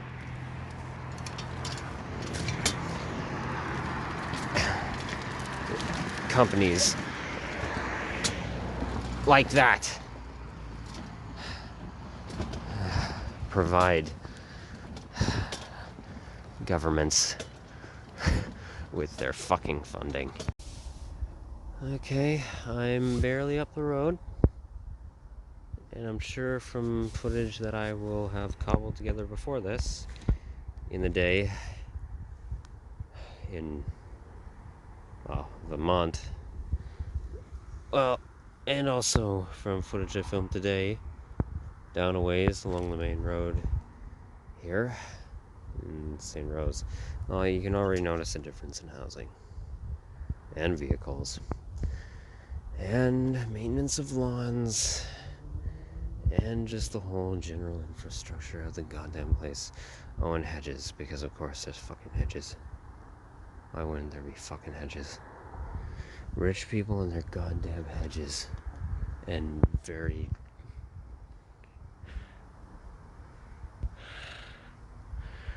A plant does not need to be constantly, regularly trimmed or turned into a fucking sculpture piece.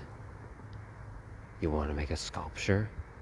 Get some clay, get some stone, get a chisel and get a hammer and make a fucking sculpture. You don't need to friggin'... You don't need to groom and trim and frilly up the fucking plants constantly. It's just stupid.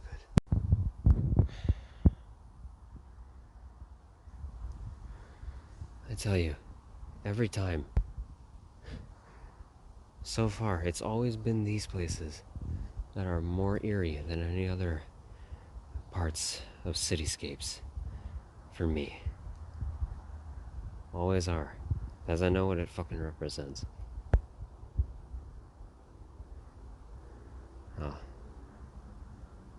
At least, generally, I think I know, and usually it ends up being right. But, okay, well. Of course. Look, I don't know anything about the people in that house. But it's not a coincidence that religious fanatics often are very highly wealthy. It's not a coincidence. At all. And, of course, an electric car. There's a lot of them around here.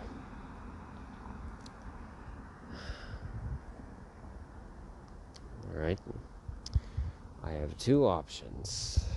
Continue down here to get to said park, or make a turn down here to get to said park. Well, let's see. Eeny, meeny, miny, moe, catch a tiger by the toe. If they holler, let them go. And you can suckle on my titty nipples now. Okay, you. That was an easy enough choice.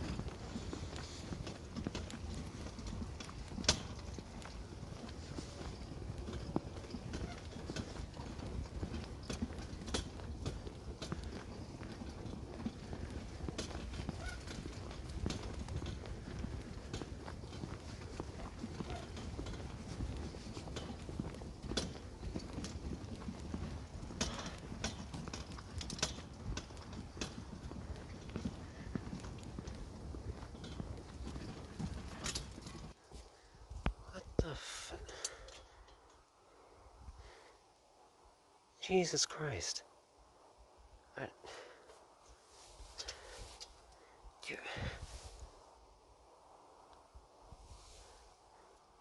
The size of these homes. Are you fucking...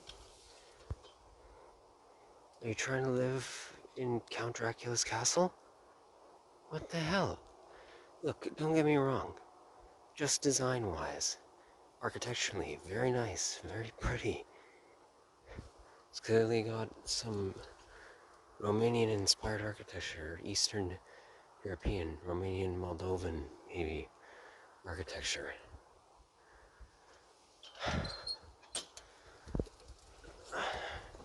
But, really, this side, what the hell, what is that for? I've not seen two houses like this. Really? Got a fucking steeple at the top of your homes? Really? What is that? Is that a gate? Why the fuck do you have a gate on your roof? That doesn't even look like it belongs to any sort of, like, roof terrace. That doesn't look like any sort of platform you can get up on.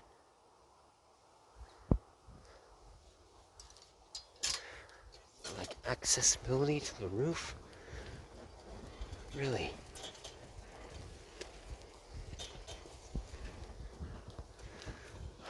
Good God. Oh, of course. The fucking public playground here is gated. This isn't the park I'm trying to get to, but are you serious? Any of you middle classers out there, more specifically standardized to lower middle class, or those living in impoverished communities? It can be anywhere in the world, but for right now I'm asking, I guess, for majority of Canada. How many of you know of a public playground, and even those that are on school properties that have fucking gates around them? How many of them? Okay, fine. You don't have a door that encloses you. But really? What's the point of the fence? I just now realized especially how pointless that is. What's the point of the fence if you don't even have a fucking gate door to latch shut? Oh my fucking God.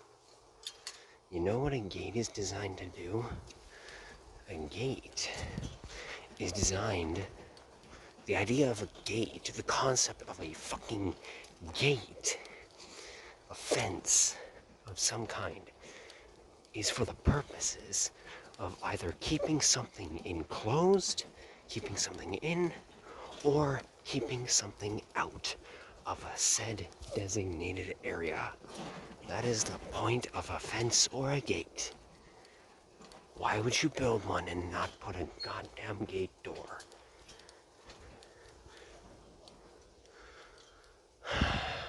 Okay, the park I'm trying to get to might be down here. Might be.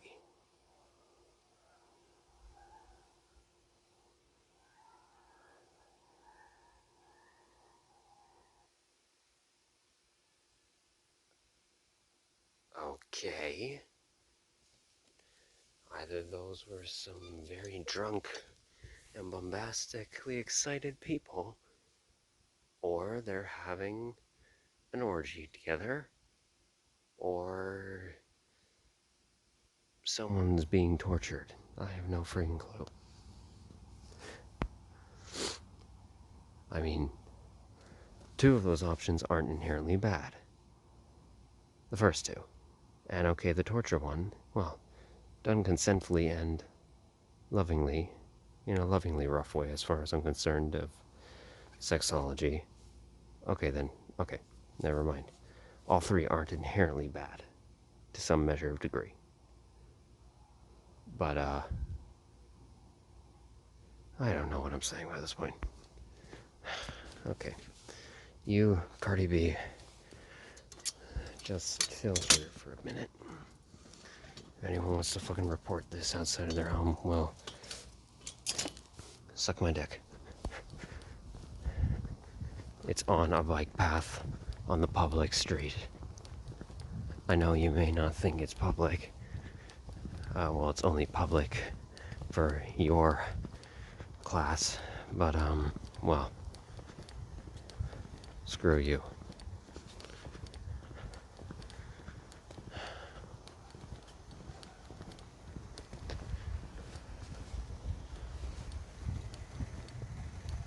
Just want to explore down here a bit.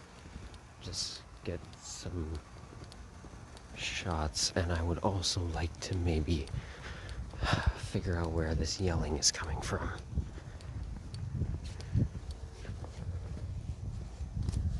Just out of some curiosity. No, I'm fucking serious. It's like they're trying to emulate Bern Castle in Romania, which is what, I forget the author of the original Dracula novel, but in the novel, the original story of Dracula, Bram Stoker, what am I talking about? That's what Bram Stoker, Bern Castle in Romania is what Bram Stoker based Dracula's castle in the book, the design of it off of. And these are emulating, well, Bern Castle almost architecture, and I guess just general elitist Romanian architecture to very high-end homes in Romania, but also I guess just of Romanian architectural culture to some degree from what I know of it. And I have definitely found out where that bloody yelling is coming from.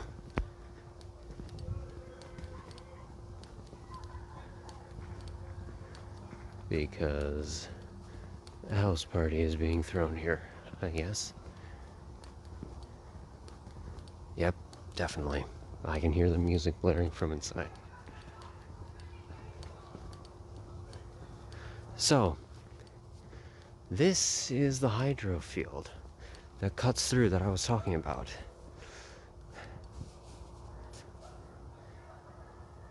And just out of curiosity, yeah, I want to see, is that a fence? Yeah, that's a large, no.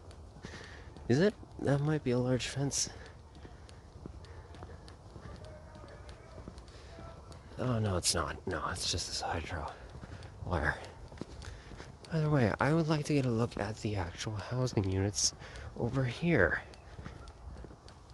Along this road, past this woody patch. What their styling is more of.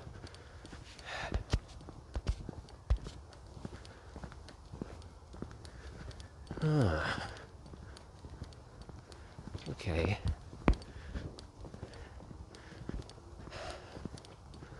Alright, it's not a complete change. Yet. But... oh. Yeah, another cat. Okay. I'm noticing some of the dip. At the very least, just in terms of housing unit size. The size of the structures. It's knocked down.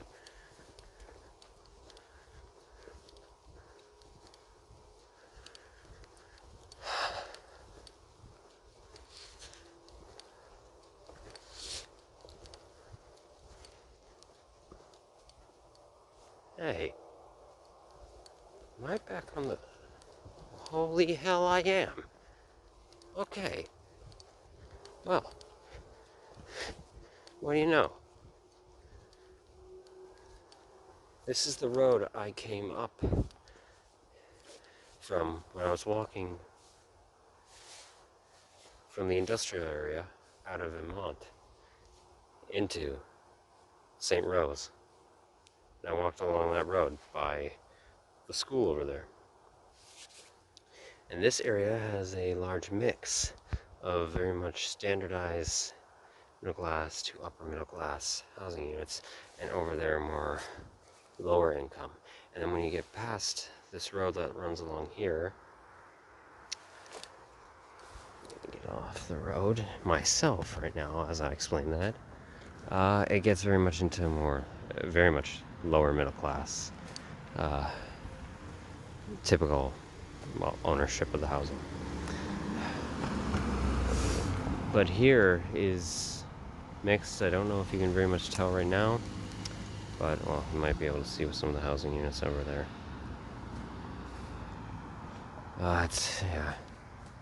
Yeah. Just interesting.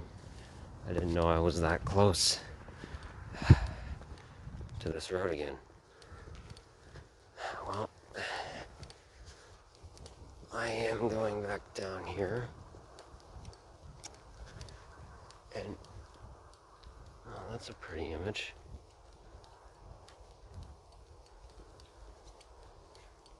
A jet contrail going past the moon.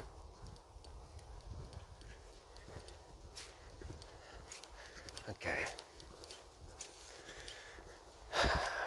Yeah, I'm not exploring this whole area tonight. It's right now, what time is it? Oh, fuck, come on. It's 1:53 a.m. I'm getting to that bloody park. And I'm going to sleep. Alright, I am at the park.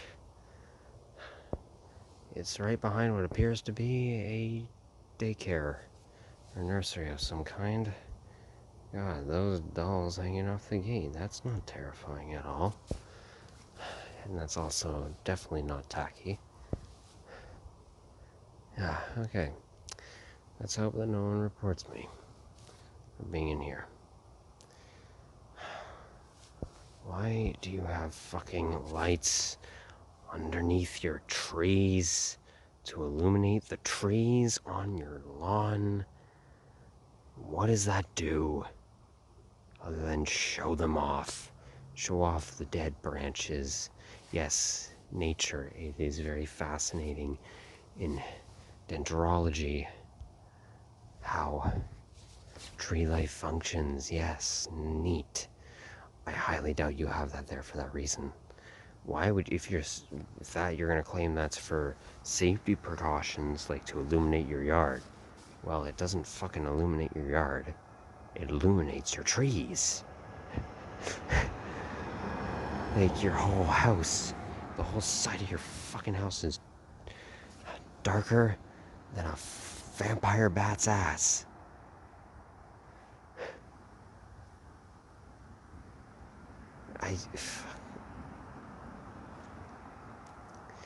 Oh my god. Alright, there's another half to this park that I didn't see. It's just a path here that connects this path behind whatever nursery daycare play area this is. But I think, yeah, the best option. Oh yeah. Oh, a million times, yeah. The best option is going to be to sleep in here.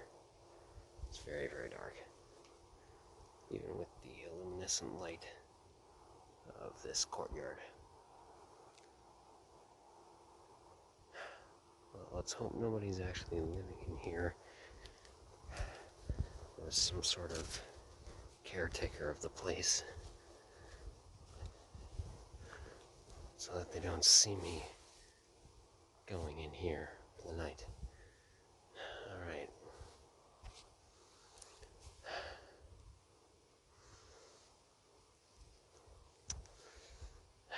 See you in the morning.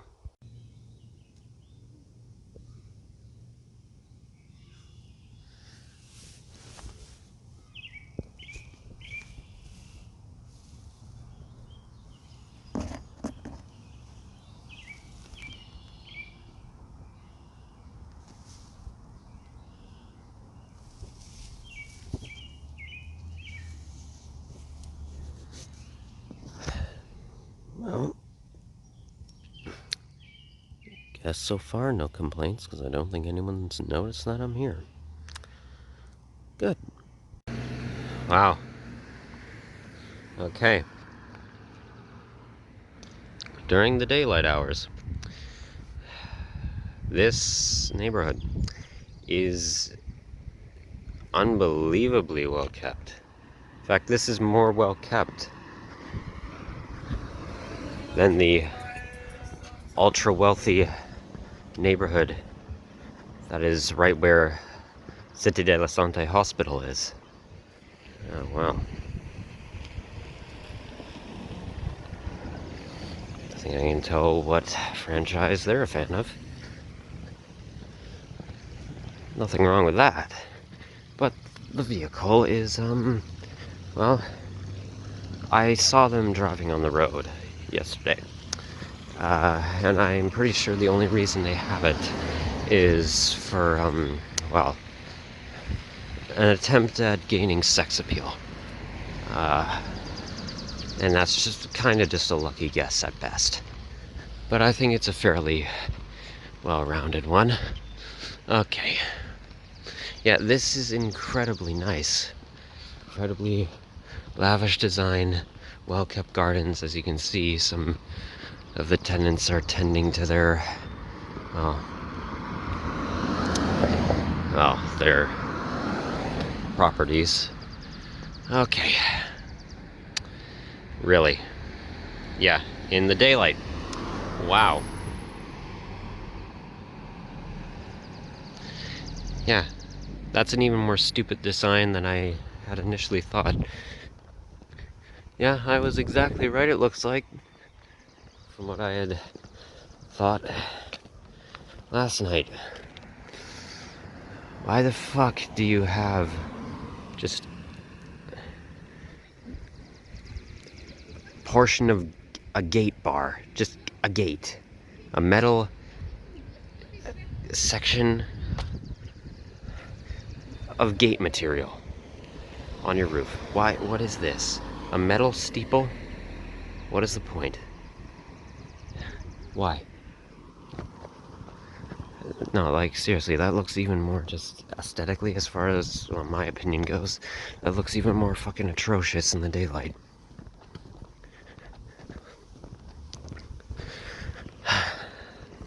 Okay. Those in front of the windows would make sense in that location. They would. But here's the catch. If it was a balcony. For a second down there when I first saw it, because a lot of these homes also have those metal bars in front of the upper floor windows. And at first down there I thought, oh, okay, there, that design makes sense. It's a balcony that you can walk out on. You can walk out onto from your upper floor. Okay, fine. But then I looked closer and I was like, oh, wait, no. No, it's not. It's just metal bars. On your fucking... What is the purpose? Do you step out your upper windows instead of... Did the designers of the actual homes, the architects and the architechnologists, did they actually... Did they really think that was needed? Really? Like, you couldn't just put... If you wanted a balcony, why would you just not put a door on the upper level instead of a fucking window? The windows are quite lengthy. In terms of height, you could have drilled a few more, like, literally taken a 4 foot, or I guess 3 foot, I'm not good at measurements, dyscalculia, but some amount, I guarantee you could have taken a bit more brick out from, well, what is the base of the windows, like that one that's above the metal bars on top of their porch cover, and you could have put a door in there for a balcony. Oh, and this park that I saw last night, that's fenced in for whatever reason, even though there's literally no door. There's literally no latchable gate door to just close it off for you know what a fence should do. Why, how it doesn't even have one at all, so it makes it completely pointless. Oh, well, I didn't notice this. An actual latchable gate. Door. An openable and closable gate door. For a second I was trying to think if that was the proper wording, but anyway. So, and you might think, okay, well, see, they have a door. They have a gate. What's the issue here now? The issue is, why the fuck does that part not have a latchable gate? Why is it just here? There's literally not even a path here. If you're saying, well, it's for lawn maintenance vehicles, lawnmowers, or maybe some tree cutting material, whatever, so that it can fit through. Okay, if you're not gonna put a gate here, why the hell did you even bother putting it there? What, just for design so it seemed more symmetrical? If you didn't want to put a gate door there, why did you put it down there? On the other end of it? God fucking damn it, it's stupid. I'm sorry if I know I may be coming off as very, very harsh right now on this community. And again, as far as I'm concerned, there are two reasons people live this, well, three reasons, I guess. Technically, people live this lifestyle. One, psychological disorder from societal traumatization and generational traumatization. However, they were able to get into this lifestyle, whether in terms of neo-nepotism, they were born into it, and it's been kept within families, or they were able to manipulate, and I say manipulate, their way up the capitalist hierarchical chain of economics, because as far as I'm concerned, there is no ethical way to actually get to this amount of wealth. There isn't. There is no provably ethical way to do so in the slightest. So it's psychological disorder, and they maliciously try to garner mass amounts of profit in a commercialist sense for their own lifestyle to maintain living like this. They busy road.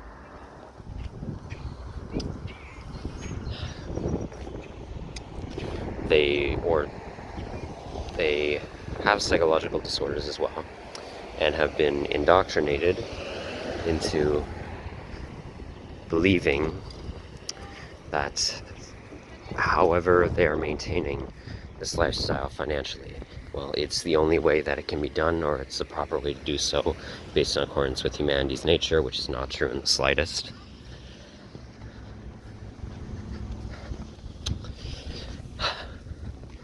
Or well, they have psychological in accompaniment with that. They have psychological disorder, and it's not disruptive entirely, as far as I'm concerned. Well, it's not. They're not aware that their morality is of a malicious intent, I guess, the way I can put it. Yeah, it disrupts their, well, cognitive judgment on their morals, as far as I'm concerned, but it's not of, oh, hey Robin. It's not to an extent where they're aware of how it, like, to a point where, like, saying, if someone was aware of their lack of empathy, say if they had the personality disorder of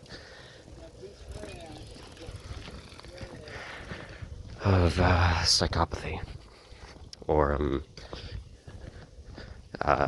narcissistic personality disorder, or egotistical personality disorder, let's say that, or dismissive behavioral disorder, whatever else, and was also aware that, say, maybe they're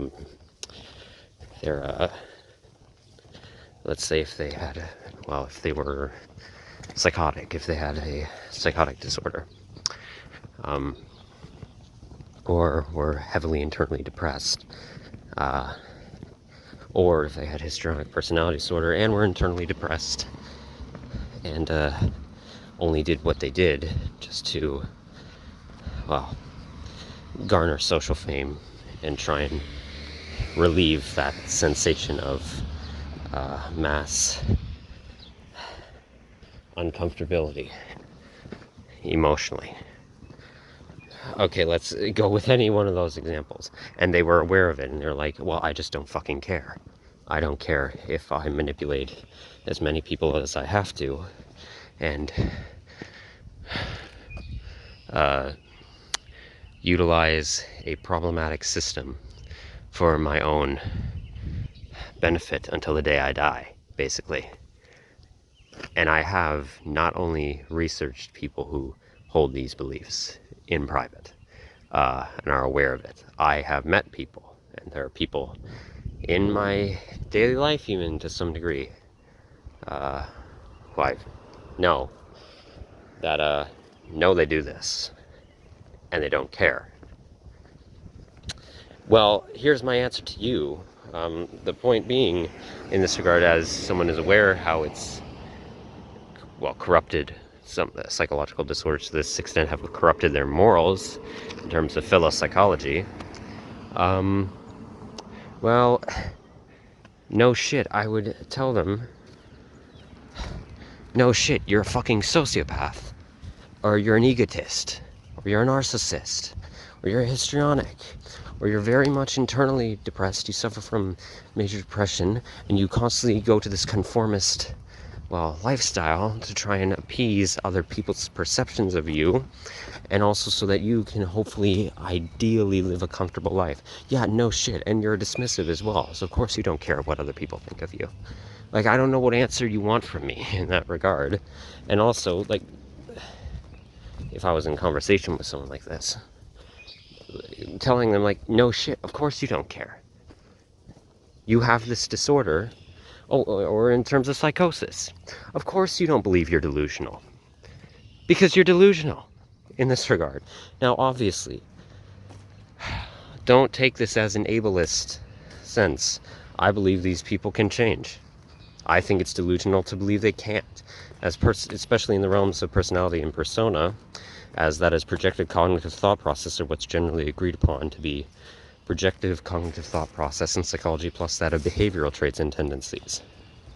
And as far as I'm concerned with my research of, well, my theories, yeah, it is possible for people to actually become aware of this and try mitigating and changing their actual behaviors. And in doing so, trying to get their mentalities as well and cognitive thoughts to a, well, logical stance, as far as I'm concerned, which thus, as far as I'm concerned, can mitigate how you present yourself socially in terms of personification and personality. And actually get to a point where you can change your beliefs. But, so I don't want this to come off as ableism, and I believe you should have those who are capable of, well, at this current point in time, with their emotional health. Those who have empathy and compassion are able to understand sympathy and see it from another person's perspective, or as much as is humanly possible in terms of, well, interactive loneliness, as far as I'm concerned. Well, these people are worthy of it. They might not seem like it, but they are. They are horrendous people as of right now, as far as I'm concerned, but they are worthy of it.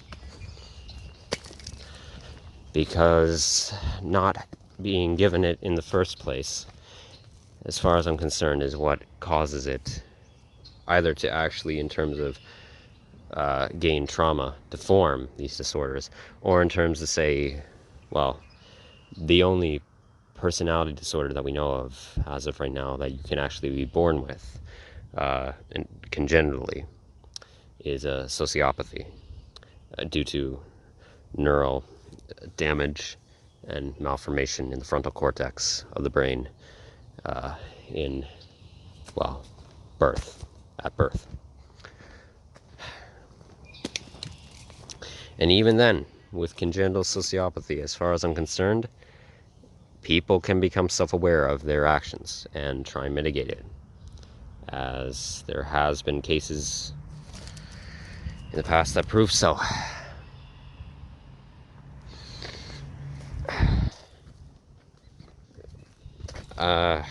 Okay, so just as well, in an ableist sense as well, to not project this as ableism. Having these psychological disorders does not mean you are going to act in these ways, as far as I'm concerned. It doesn't. That you're going to have very disruptive morals towards what you believe is socially acceptable. It doesn't mean that you're going to actually gain, it doesn't mean that it's going to inherently cause mass, it's going to disrupt your socialization as far as I'm concerned. Yes, it's disruptive to, well, the disorders itself are disruptive to socialization as far as to pro-socialization, which is innate in human nature as far as I'm concerned with interactive loneliness, because of disrupt to your 5 inherent human desires. And also in company with that, your biologic thanatophobia. But regardless, what would be ableist is to think that, oh, because you have this disorder, you're inherently going to turn out to be this kind of person, morally. That's not true in the slightest. People, even from young ages as well, can develop a self-awareness towards issues that they are facing, or the issues that they're causing other people. It's been proven. And to think otherwise would be ageist as well as ableist.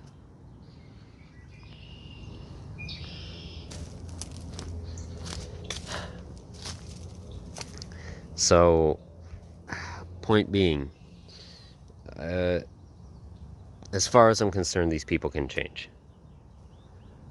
I'll talk, I guess, more about that once I get moving out of this patch.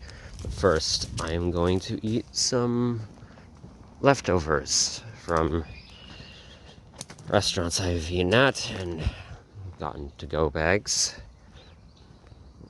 for, just as my breakfast. Okay.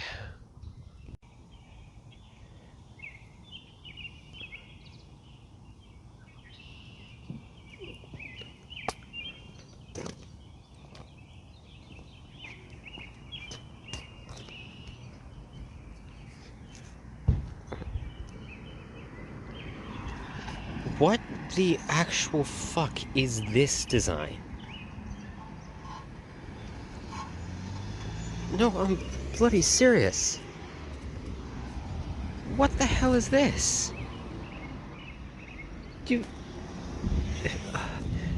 Okay, I don't know if you say important or not. I don't know what is of importance, if so, about this park. What the hell is this?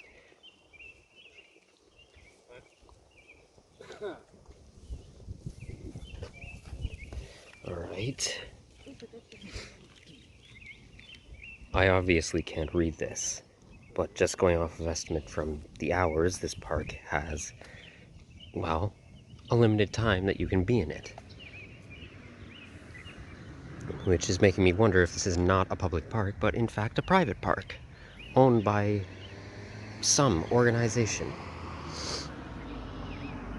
Is there something along here that definitely says hours operation? Yeah, hours of operations, definitely what that is. 7 a.m. to, if I'm going off of, oh, that's military time. Try and calculate that from civilian time. Okay. 2,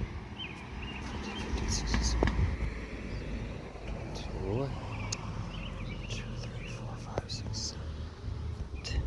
About maybe 8, 9 at night, if I'm calculating correctly. Okay. Well, if this is, and okay, well, what about over there?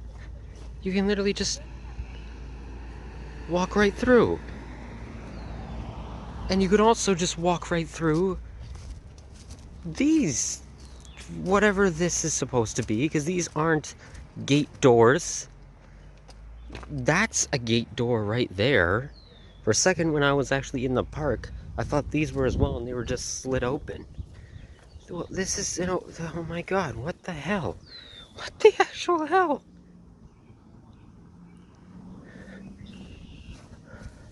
Another one. And then over here, they didn't even bother if they wanted to keep people out of the park. They didn't even bother extending it a few more feet.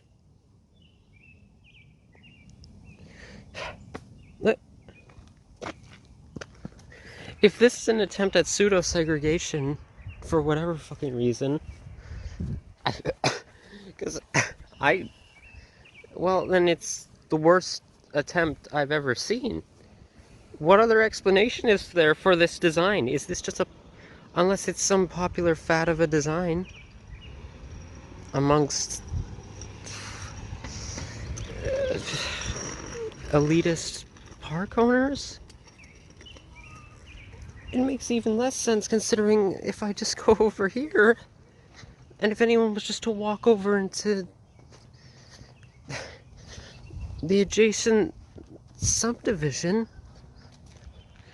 you can get into the park from here. Literally 2 kids just came through on bikes from over here. And no, there is no latchable gate at all. At least not that I can see. Oh wait, is there? No, there's not. It's just open. Oh, I'm sorry, it has some yellow fucking yellow reflectors sticking out of the ground. Because that'll deter anyone of lower classes who may be passing through the area to admire the nice, beautiful homes on a stroll from the opposite side of the main road in the district. That'll definitely deter them from coming in here at night, or just outright, I guess. Because that's how logic works, right? Oh, what do you know? Some local neighborhood children just proved my little hypothesis correct. What do you know?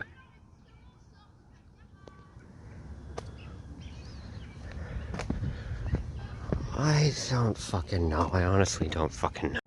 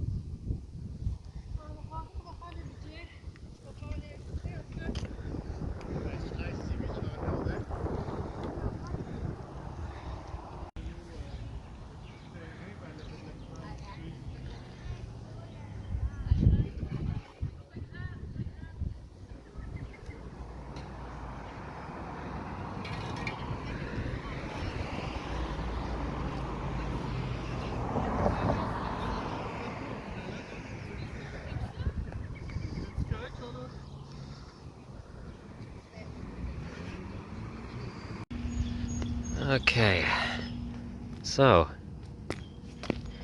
just like in the center area of St. Rose, there's more of these tags. Yep, the same ones. All about. Again, I have no concrete idea as to what they're affiliated to, but interestingly enough, this is the road that I walked up initially to get into the St. Rose district from what's down a ways, the industrial area. And I was initially, well, I probably have said this earlier in whatever clip I spliced in at the beginning, but I initially went up this way to try and see about staying at a homeless shelter for the night. That did not work out.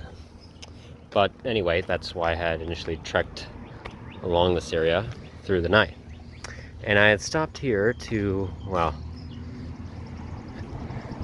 put it bluntly, take a piss in the park. But while I was here, if I'm recalling correctly, along this wall or on this door, one of the two,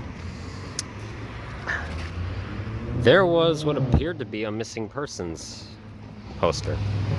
Now, again, the poster was in Quebecois French, so I don't know if it said... Okay, well, it was a headshot of what looked to be, well, someone in their late teens, early 20s. They had more of a masculine facial structure and things of the sort. Long hair. And ethnically, well, racially, they were white. Ethnically appeared to be more of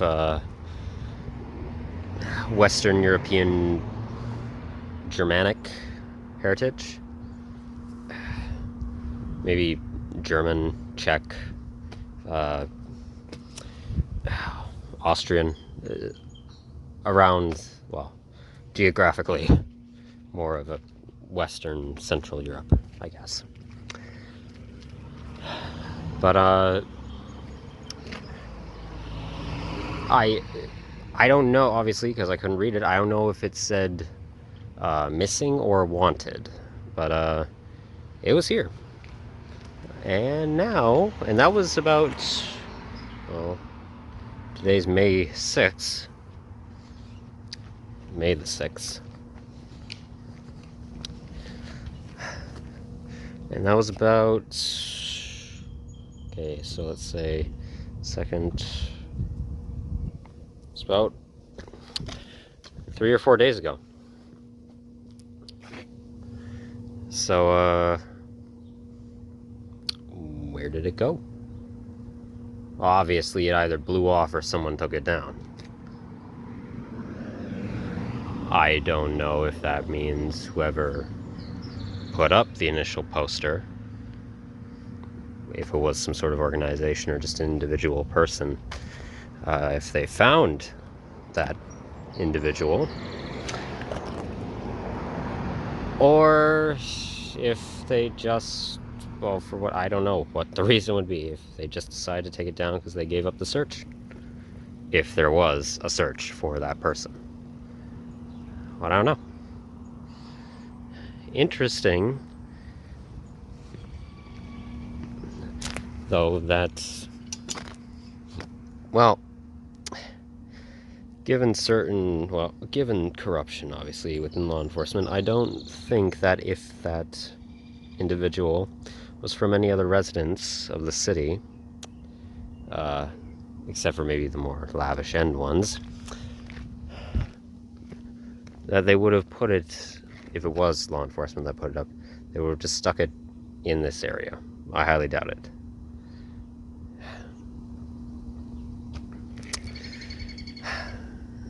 But, so that may lead me to believe that whether missing or wanted, someone from this community, well, is who was in the poster.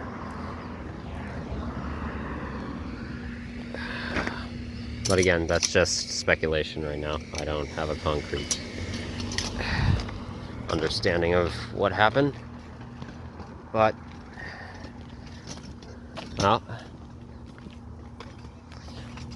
if I end up seeing the same poster of that individual somewhere else, well, looks like we may have another mystery on our hands, Cardi B.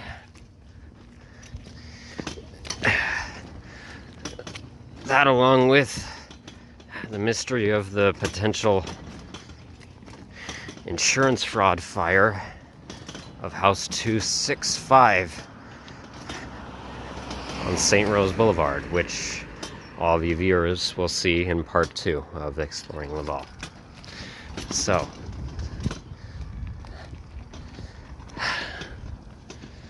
but for now, you can just look at more fucking overly huge, overly expensive, overly decorative housing units.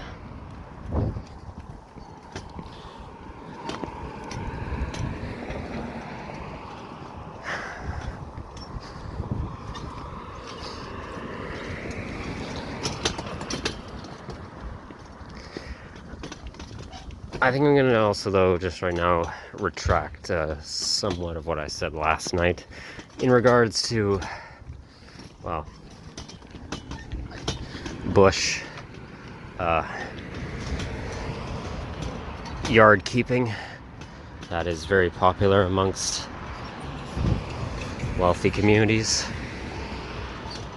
Look, if we're being honest, I think I was, well, not really looking at it from a more, well, I guess what I said was would have actually not been as sustainable, considering the fact that, well, I said, well, if you really are so desperate to make bush life appear to be these fine artworks, as if you were trying to make a sculpture or compensate for not having a sculpture, just get the materials to make a damn sculpture, instead of trying to basically doll up the bushes for performative appeal. But in reality, actually, well, that was ignorant of me to say, keeping, if you want to make, well, just general artwork, just trimming hedges, actually, with the plant life that you have naturally growing in your yards, actually that would be more sustainable, I think, now that I'm actually thinking about it a bit more. So I retract what I said about that. I do think, actually, well, it would be a lot less, it would be more a usage of resources to actually build a sculpture of some kind, whether made of natural clay from nearby rivers or not, or any sort of other metal. Well, clay is a metal. At least I don't think clay is considered a metal compound. Anyway, any other material. But just to elaborate a bit more, though, on my point there, okay, yes, they are very, I will admit, nice designs at points. Some of them. But it's very clear that most of these yards are just solely kept in the way they are now for communal appearance in this very much encroachingly histrionic, performative sense for conformity, as far as I'm concerned. Most of these people, I guarantee you, they go tirelessly, probably some of them against their, well, obviously, if it's psychological disorder in terms of histrionic personality disorder, against what they truly initially would have wanted, in a sense. But I mean, just even again, just those who have, say, been coerced and persuaded into this sort of lifestyle.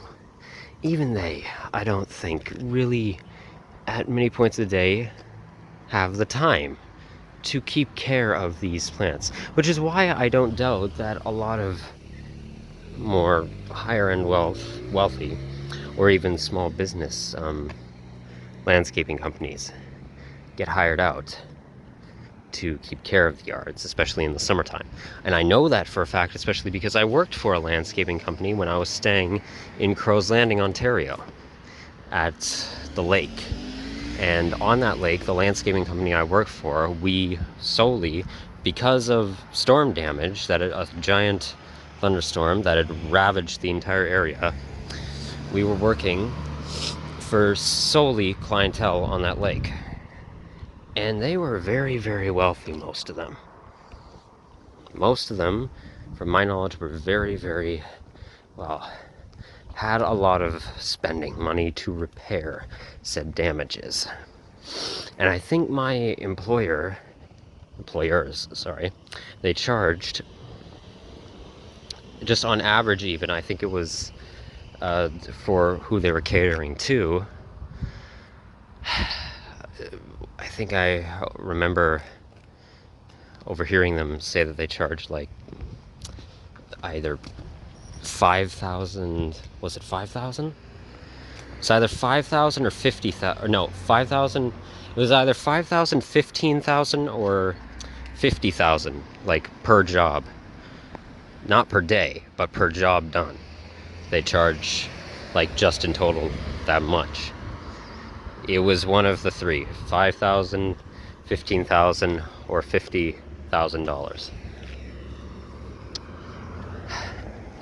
But again, so I don't doubt that people really, if they truly were being honest with themselves in this area, many of them don't actually think that the work they put into sculpting the plants in this way, or modeling them like this, is worth it, or really actually are happy with the end result.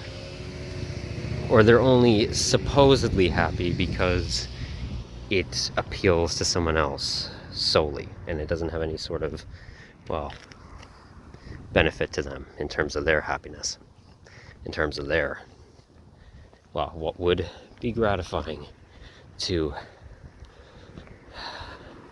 their subconscious 5 desires.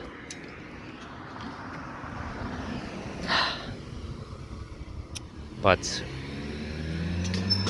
well, so it's not that I don't think trimming plants for, say, in a cultural sense, because I do believe, well, theory of inevitable formation of culture from ideology. Yes, the elites of all different societies across the world do have their own culture. And there are good elements to that, to certain elitist cultures. I'm not going to deny that. I'm not going to go into what entirely I think would be considered that right now, but there's certain things. Not a lot, but certain things. But in terms of, like, say, making artistic creations out of plant life, okay, as long as you're not genuinely using harmful pesticides and any amount of, I guess, I don't know what they'd be called, I guess, yard care preservatives, or things to just year-round preserve the plant life with a whole bunch of added microtoxins and chemicals to try and preserve it, to make it look pristine year-round. As long as you're not interfering with the natural process in any way, if you're just, say, like, trimming the hedges to, say, make, well, a head shape, or like a design like that, like that garden over there. Ow, my foot. Thank you, Cardi B.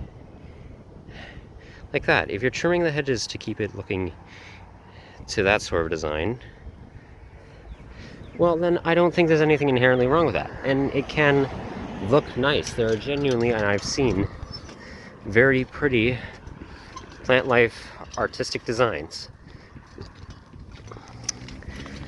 So I don't think there's anything inherently problematic there.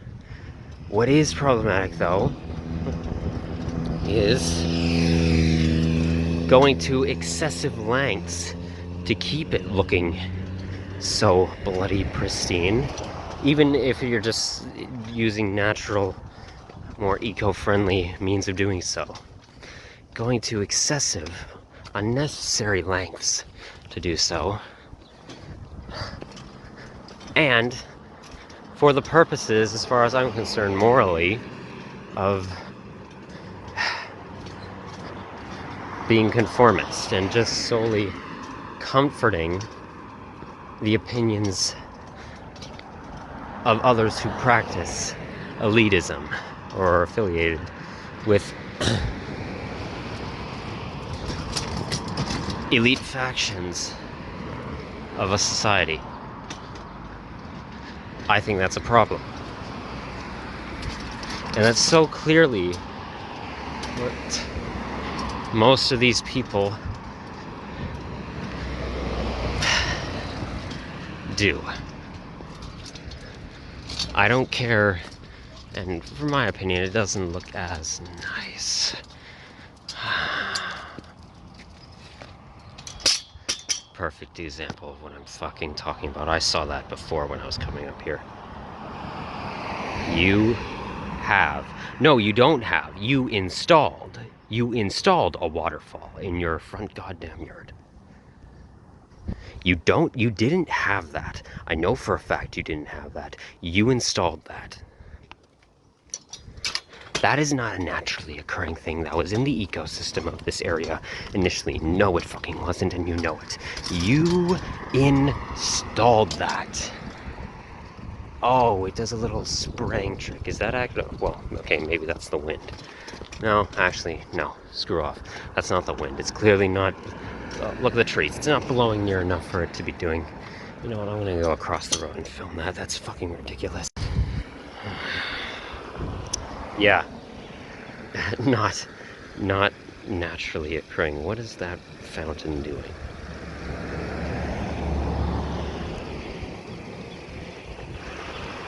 Well, I guess its spout might be malfunctioning a bit, unless that's how it's designed to do it. Yeah. Again, look. It looks nice.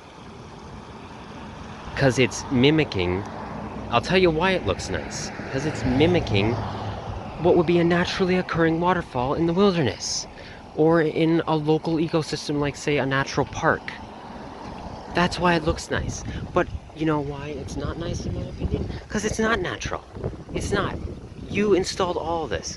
You have a mechanism from underneath your yard here, definitely, piping, installed piping, from whatever water line is around here, that's filtering straight to the faucet that is spouting the water there.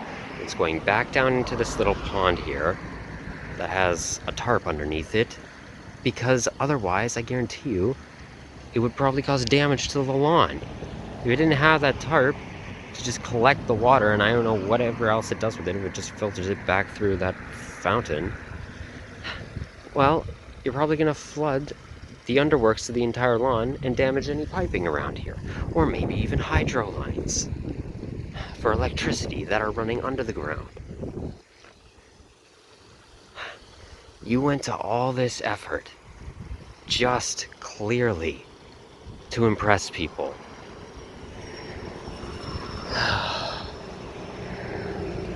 God damn, I also am now mad at the owners of this house because, bloody hell, looking at that is making me friggin' thirsty.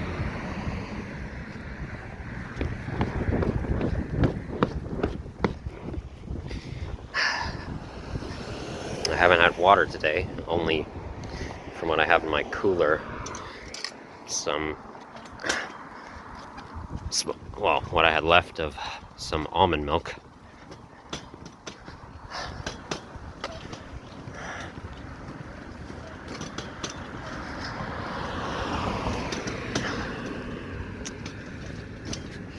And of course, Napa. Hello. Mega corporate auto mechanic store. So, getting out now of this ultra-rich area. We're heading into the industrial portion of the city. Lots of mega corporate to moderate corporate factories.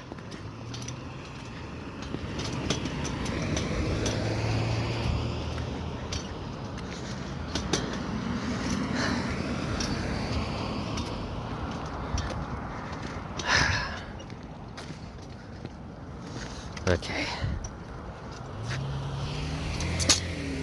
I'm not gonna film as much down here because fuck it, you know what a damn industrial area looks like. At least if you know anything about standard North American factory facility hotspots in large cityscapes. I'm going to go to a small business restaurant that is in this industrial area, if it's open, and get some water and give them some business, because I would like to.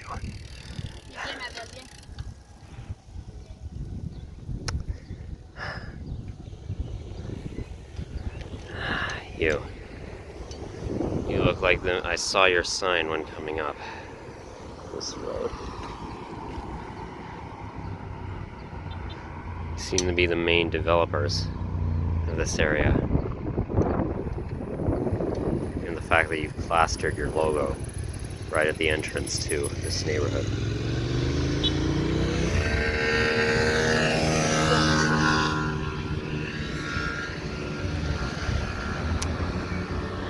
All right. Let's keep on trekking.